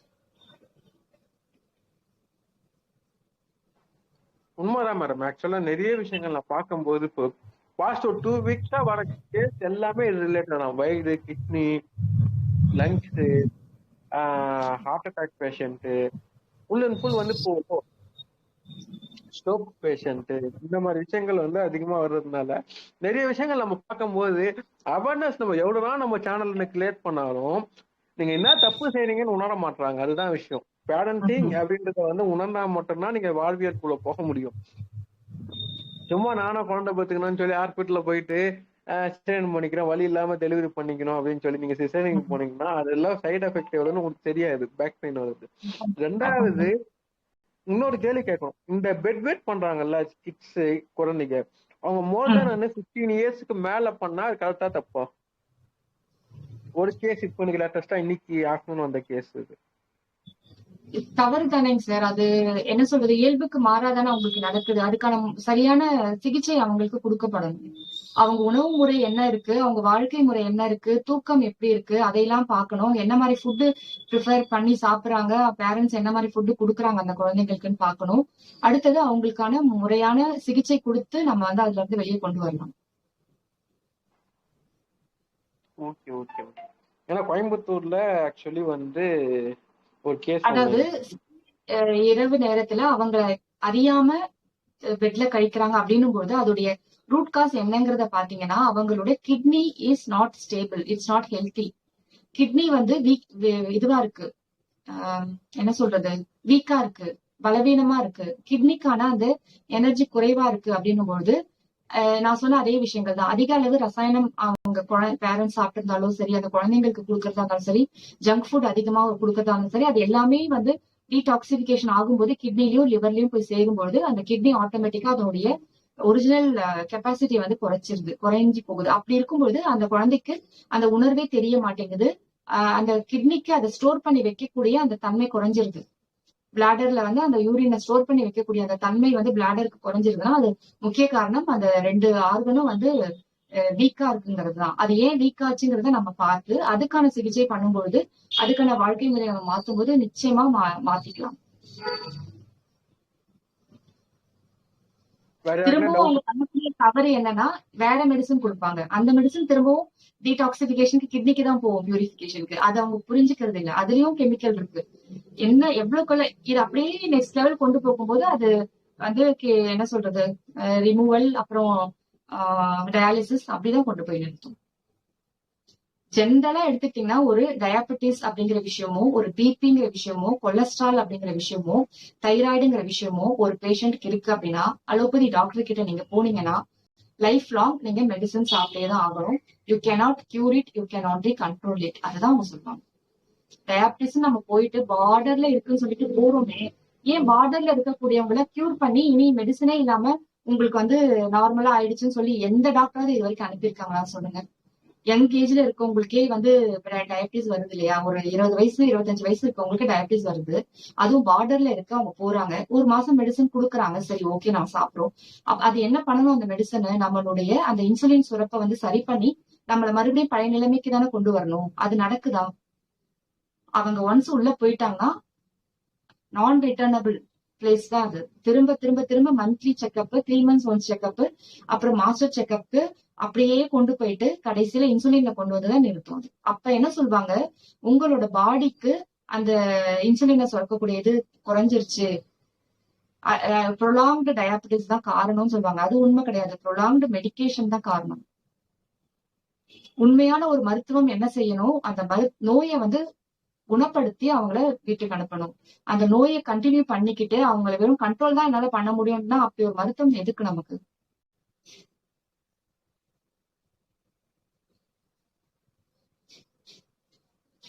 உண்மையிலேயே கஷ்டமா இருக்கு மேடம். ஆக்சுவலி இந்த டேர்ம் ஆஃப் கலாச்சாரத்தை பார்க்கும்போது உண்மையிலேயே சார் ஆக்சுவலி வந்து நிறைய விஷயத்துக்கு நம்ம பார்க்கும்போது கட்டாயமா நம்ம விழிப்புணர்வு ஏற்படுத்தணும் சார். இது வந்து வெறும் நம்ம என்ன சொல்றது, நான் வந்து என்னுடைய இதுக்காக செல்ஃப் வெல்னஸ்க்காக நான் இதை பண்ணல. ஒரு மருத்துவரும், அதாவது பாரம்பரிய மருத்துவர்கள், சித்தா இருக்கட்டும், யுனானி இருக்கட்டும், எல்லாருமே நம்ம என்ன நினைக்கணும்னா விழிப்புணர்வை ஏற்படுத்தி மக்களுக்கு அதை புரிய வச்சு அவங்களே அதை உணர்ந்தாதான் அதை மாத்திக்க முடியும். புரிதல் இல்லாம கடமைக்காகவோ இல்ல யாரோ ஒருத்தர் சொல்றேன், ஏன்னா அலோபதி வந்து அந்த அளவுக்கு நம்ம மனசுல வந்து திணிச்சிருச்சு. இதுதான் சரி, இதுதான் தப்பு, இது எல்லாமே எங்களுக்கு வந்து சயின்டிபிக்கலி ப்ரூவன் அப்படிங்கிறாங்க. எப்படி ப்ரூவனா இருக்க முடியும்? ஹியூமன் பாடி வந்து 2 பேரோட பாடி ஒரே மாதிரி இருக்காது. ஈவன் ஃபார் ட்வின் பேபிஸ், ஒரே கருவுல ஒரே நேரத்துல உருவான 2 குழந்தைங்களுடைய பாடியுமே ஒரே மாதிரி இல்ல, ஒரே மாதிரி இயக்கம் இருக்காது, ஒரே மாதிரி பசிக்காது, ஒரே குணம் இருக்காது அவங்களுக்குன்னு போது உருவத்திலையும் வித்தியாசம் இருக்கும், லேசான வித்தியாசம் நல்லாலும் உணர முடியும் போது மற்ற ஆர்கன்ஸோட சைஸும் ஃபுட் இன்டேக்னுடைய அளவையும் எப்படி நிர்ணயிக்கிறாங்க அவங்க, எனக்கு புரியவே இல்லை கிளியர்மா. அதை நம்ம புரிஞ்சுக்கிட்டோம்னா, கேள்வி நம்ம மனசுல தோணுச்சுன்னா ஆட்டோமேட்டிக்கா நம்ம பாடி, நம்மளோட உடல் தனித்துவமானது, நமக்கான தேவை என்னவோ, நம்ம உடல் என்ன சொல்லுதோ அதை நம்ம ஃபாலோ பண்ணோம்னா நம்ம ஆரோக்கியமா இருக்கலாங்க. அந்த இடத்துக்கு நம்ம வந்து நிக்கலாம். அதை முதல்ல யோசிக்கிறதுக்கு நம்ம தயாரா இல்ல. யோசிச்சாலும் ஒரு வித பயம் உணர்வு நமக்கு உருவாயிடுது. ஒரு சின்னதா தலைவலி வருதுனாலே பயந்துரும். 2 நாள் தொடர்ந்து தலைவலி இருந்தாலே பயம் வந்துடும். என்னவோ நமக்கு பிரச்சனை, பிரெயின்ல ப்ராப்ளம். ஒரு கால்வலி இருந்தா ஏதோ நர்வஸ் ப்ராப்ளம், இதுல டிஷ்யூஸ்ல ப்ராப்ளம், அந்த பயம் தான் வந்துருது நமக்கு. ஒரு வயிற்று வலினா அது ரிலேட்டடா எல்லாத்தையும் யோசிப்பாருங்க. ஒண்ணு கிட்னி ப்ராப்ளமா இருக்குமா, லேடிஸா இருந்தா யுபஸ் ப்ராப்ளமா இருக்கும், ஓவரிஸ் பிரச்சனையா இருக்குமா. எதுக்கு ஒரு சாதாரண வயிற்று வலியா நம்ம பார்த்து அதுக்கான இதை நம்ம வாழ்க்கை முறையில சேஞ்சஸ் பண்ணாலே போதுங்கிறதே நம்ம அந்த அந்த இடத்துலயே நம்ம இல்ல.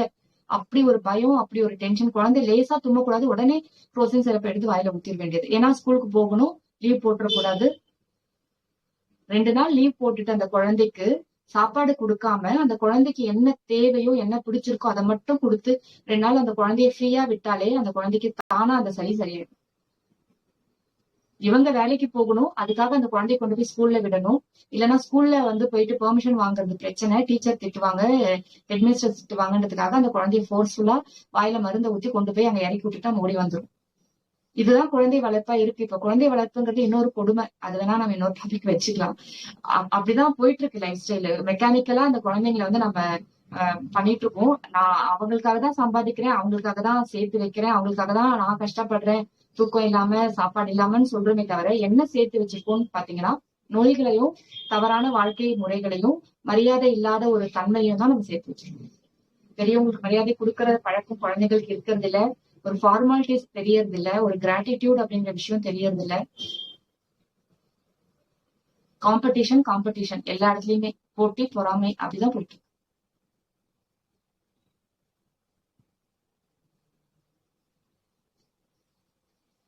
நம்ம அந்த டாபிக் போனா பெரிய டாபிக், அதனால அது நம்ம ஃபியூச்சர்ல வந்து பிளான் பண்ணுவோம். இப்போ ஆக்சுவலி வந்து நிறைய விஷயத்த வந்து நம்ம வந்து நிறைய ரொம்ப கஷ்டமா இருக்கு. நம்ம வெளியே இருந்து பப்ளிக்ல இருந்து போன் கால்ஸ் எனக்கு அதிகமா வரும்போது யோசிக்க வைக்குது, திங்க் பண்ண வைக்குது. போன் காலம் அவாய்ட் பண்ண முடியல, ஏன்னா ஒரு பிரச்சனைக்கு கால் பண்றாங்க, அந்த பிரச்சனைக்கு நம்ம சொல்யூஷன் கொடுக்கும் போது ஒரு சின்ன குழந்தைங்களுக்கு இவ்வளவு பிரச்சனையா, ஒரு ஃபேமிலியில இவ்வளவு பிரச்சனையா, ஒரு இன்ஃபெர்டிலிட்டி ப்ராப்ளம்னா எதனால உருவாகுது, ஒரு பிசிஓஎஸ் என்ன ப்ராப்ளம், ஒரு சாதாரண ஒரு கட்டியா அந்த கட்டியை எப்படி சரி பண்றதுன்னு தெரியல. மக்களுக்கான விழிப்புணர்வை ஏற்படுறதுக்கு நம்ம எவ்வளவுதான் முயற்சி பண்ணாலும் பப்ளிக்ல இருந்து ரெஸ்பான்ஸ் இல்லை. ஒண்ணு. ரெண்டாவது நீங்க ரெஸ்பான்ஸ் பண்றீங்க அப்படின்னா நீங்க 10 பேருக்கு ஷேர் பண்ணி 10 பேருக்கு உள்ள வர வைங்கன்ற நான். அதுதான் நம்மளோட கான்செப்ட். நீங்க மட்டும் கத்துக்கிற விஷயம் கிடையாது. நீங்க 10 பேருக்கு ஷேர் பண்ணுங்க. ஷேர் பண்ணி இந்த இடத்துல இந்த பிளாட்ஃபார்ம்ல இது நடக்குது, இன்னைக்கு இந்த டாக்டர் பேசுறாங்க, இந்த ஹீலர் பேசுறாங்க, இப்போ மேடம் பேசுறாங்கன்னா இப்ப அவங்க 1 மணி நேரம் 1.25 மணி நேரம் டைம் வேஸ்ட் பண்றாங்கன்னா இந்த 1.25 மணி நேரத்துக்கு 4 பேஷண்ட் பார்க்கலாம் அவங்க. அப்படின்னா பாத்துக்கோங்க ஒரு பேஷண்ட்டுக்கு. ஏன்னா அந்த அளவுக்கு ஒர்த்தபுளான டைம்ல நம்மளுக்கு கொடுக்குறாங்கன்னும் போது பப்ளிக்ல இருந்து நீங்க ரெஸ்பான்ஸ், உங்களுக்கு என்ன டவுட் இருக்கா, சந்தேகம் இருக்கா, நீங்க கேள்வி கேளுங்க.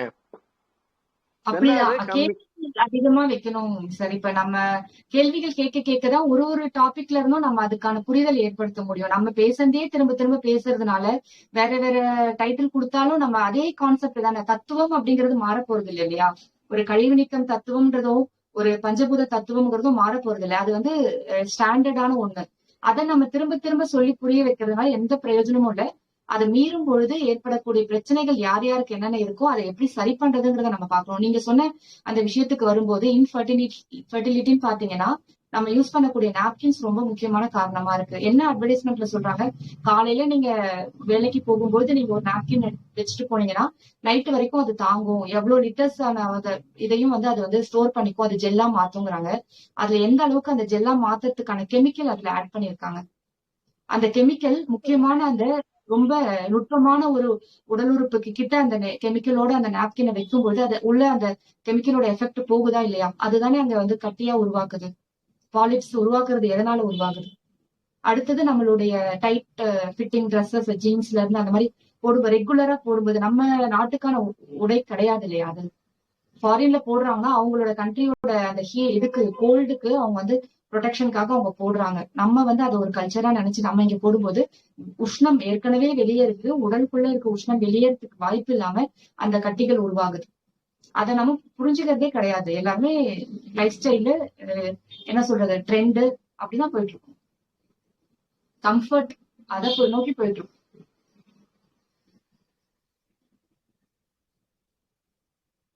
மேடம் இப்ப நம்ம இந்த குரூப்லயே பாத்தீங்கன்னா நம்ம ரொட்டீனா இருக்கிறவங்க தான் இருக்கிறாங்க, இயற்கையா உள்ளதை யூஸ் பண்ணுங்கிறவங்க தான் இருக்காங்க.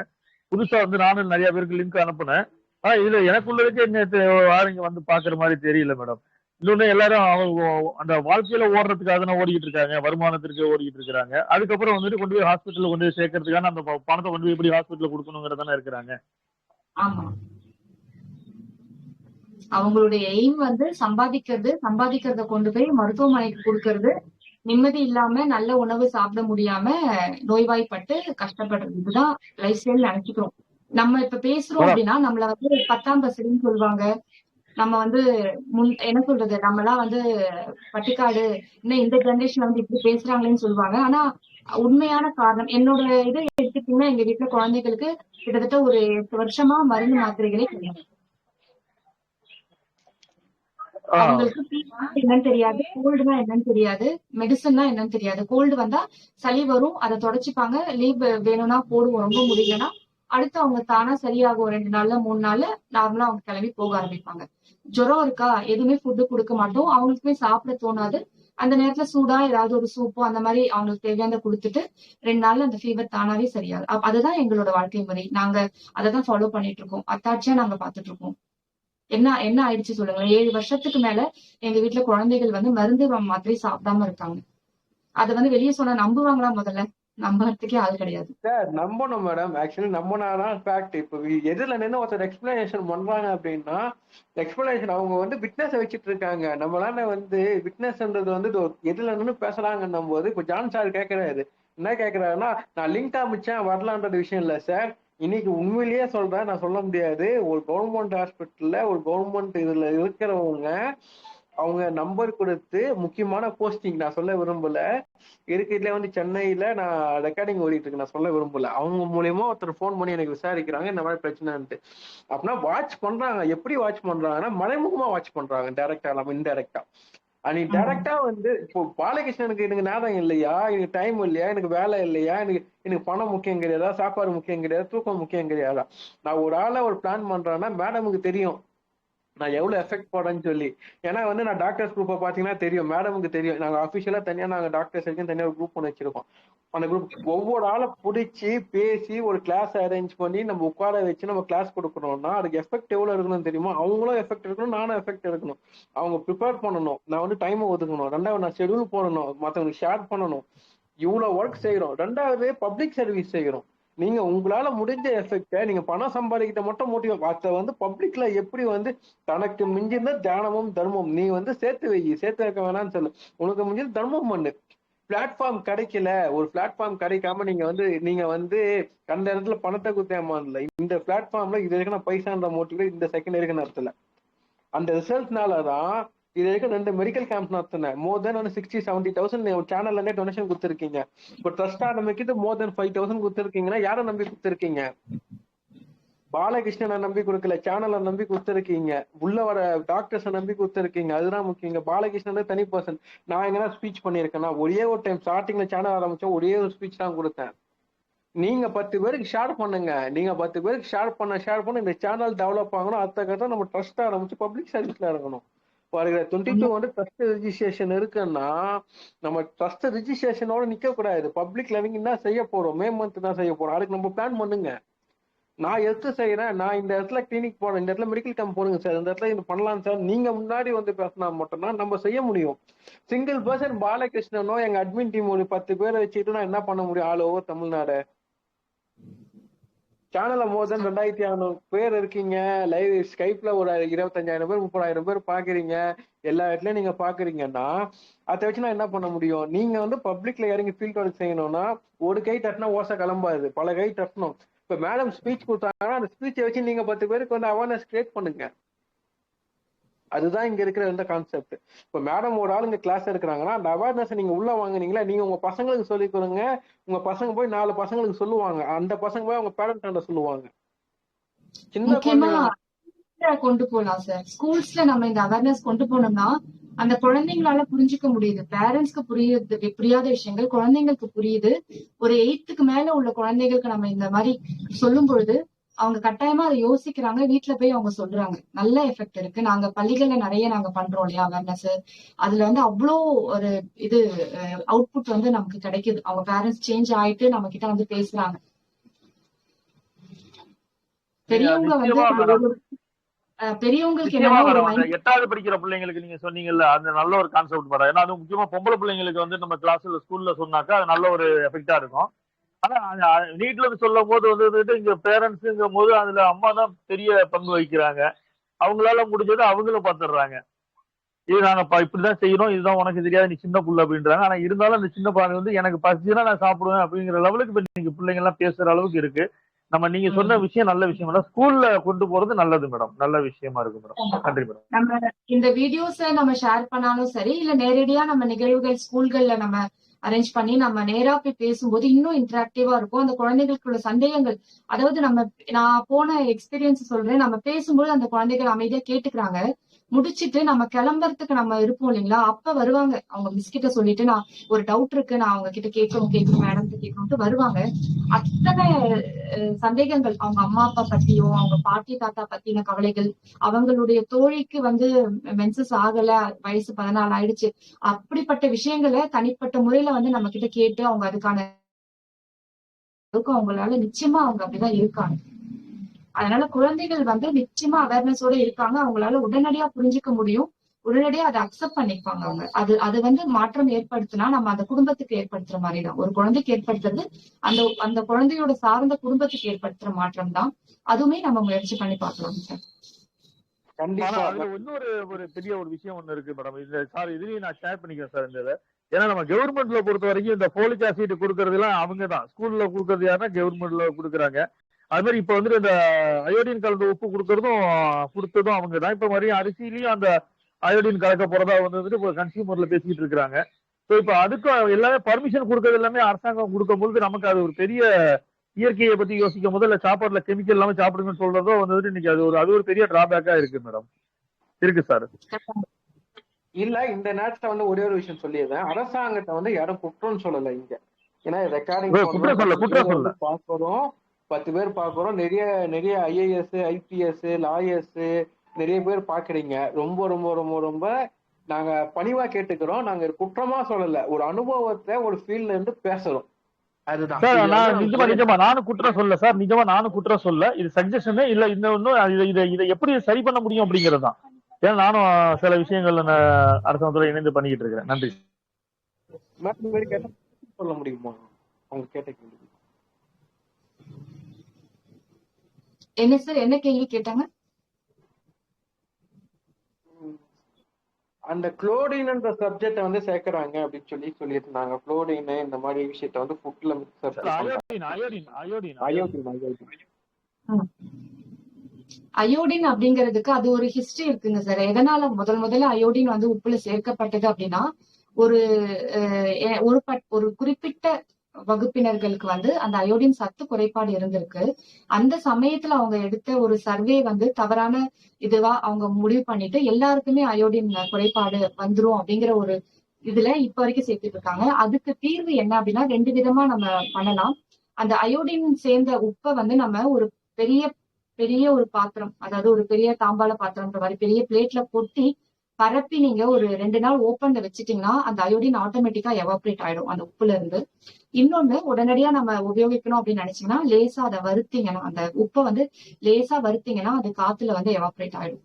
சோ இந்த 2 விஷயத்த நம்ம ஆல்டர்னேட்டா செஞ்சு அந்த உப்பை வந்து நம்ம உபயோகிக்கலாம். அது வந்து இது கிடையாது, சயின்டிபிக்கலி நாட் ப்ரூவ்டு. எல்லாருக்குமே அயோடின் குறைபாடு ஏற்படுதுங்கிறது சயின்டிபிக்கலி நாட் ப்ரூவ்ட். அன்வான்டா நம்ம வந்து அப்படி ஒரு கெமிக்கலை சேர்க்க வேண்டிய அவசியமே கிடையாது. எங்க வீட்டுல நாங்க இந்த முறையை தான் நாங்க ஃபாலோ பண்ணிட்டு இருக்கோம். அது இல்லாம கல்லுப்பு நாங்க அதிகமா உபயோகிக்கிறோம். அதையே பொடி பண்ணி நாங்க தூளுப்பா உபயோகிச்சுக்கிறோம். அந்த மாதிரிதான் நம்ம சில விஷயங்கள் நம்ம பண்ண வேண்டியது இருக்கு. கவர்மெண்ட்டும் ஒரு சயின்டிபிக்கல் ப்ரூஃபும் வந்து it's not for every one. ஒரு விஷயத்த திடீர்னு கண்டுபிடிச்சாங்கன்னா அது எல்லாருக்கும், அதான் நான் சொன்ன மாதிரி தனித்துவம் அப்படிங்கறத பாக்குறதே கிடையாது. யாருக்கு அயோடின் குறைபாடு இருக்கோ அவங்களுக்கு மட்டும் அந்த அயோடின் சேர்த்தா போதும். எல்லாருமே அயோடின் குறைபாடோட பிறக்கல, வாழல. எல்லாருக்கும் ஏன் சேர்க்கணும்? அதுக்கு முன்னாடி இருந்தவங்க என்ன அயோடின் இல்லாமலா இருந்தாங்க? அந்த கான்செப்ட் வர வரைக்கும் அதை நம்ம யோசிக்கணும் இல்லைங்களா? யாருமே அதை யோசிக்கிறதே கிடையாது.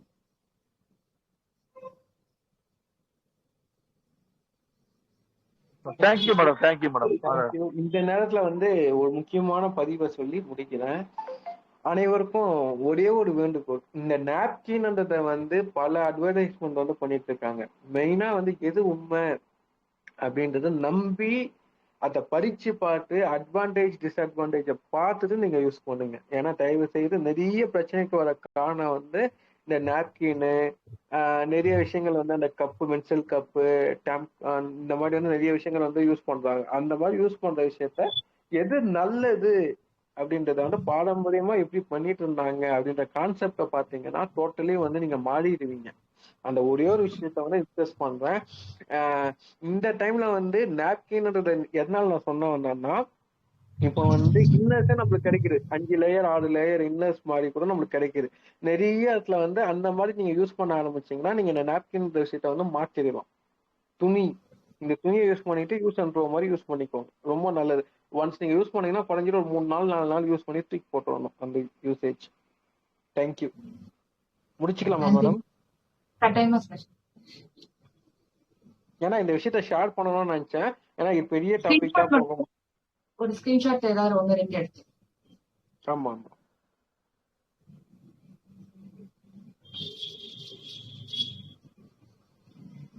சரி, ரெக்கார்டிங் ஆஃப் பண்ணிக்கிறேன். தேங்க்யூ.